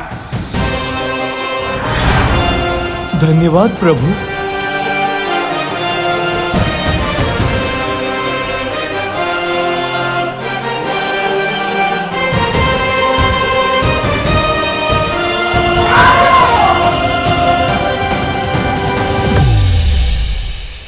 प्रभु, अंततः गरुड़ ने अपने जीवन का लक्ष्य प्राप्त कर ही लिया। वो श्री नारायण का वाहन बन ही गया। सही कहा आपने मूषक जी। अपने जीवन का लक्ष्य प्राप्त करने के साथ साथ गरुड़ समस्त सृष्टि में वंदनीय भी बन गया है। अनंत काल तक जब जब मामा श्री प्रभु विष्णु की पूजा की जाएगी, तब तब गरुड़ का भी वर्णन अवश्य किया जाएगा। और तो और मामा श्री के भविष्य के अन्य अवतारों में भी बुराई का अंत करने में वो उनका सहयोग करेगा और सदा अधर्मियों से धर्म की रक्षा कर सदा सदा के लिए कहलाएगा धर्म योद्धा गरुड़।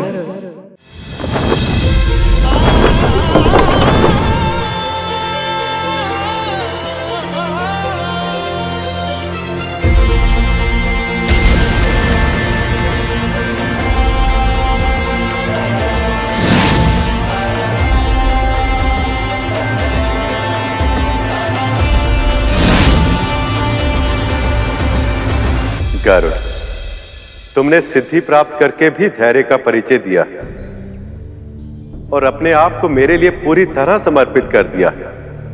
मैं इससे बहुत प्रसन्न हूं। आपकी दया अथाह है प्रभु।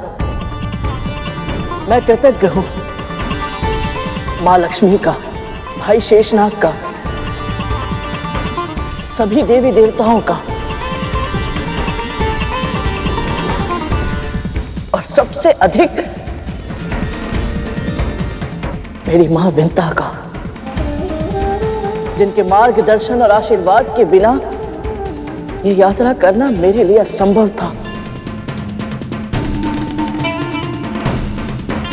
आप सभी का बहुत बहुत धन्यवाद।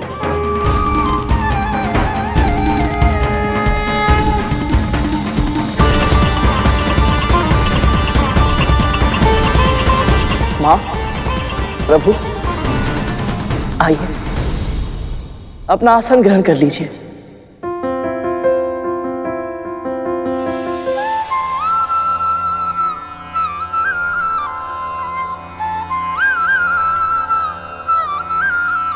गरुड़, आज तुम केवल मेरे वाहन ही नहीं बने, जिस प्रकार इस घंटी के मधुर स्वर कानों में प्रवेश कर सुख का अनुभव देते हैं, उसी प्रकार तुमने भी मेरे हृदय में प्रवेश कर लिया। इसलिए आज के बाद सदैव मेरे हर मंदिर में घंटी के रूप में तुम ही विराजमान होगे।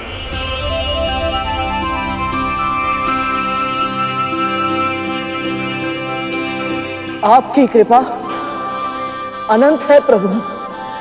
तुम्हारी तरह जो भी भक्त अपने आप को पूरी तरह से मुझे समर्पित कर देगा, तो उसका कल्याण मैं सदैव करूंगा।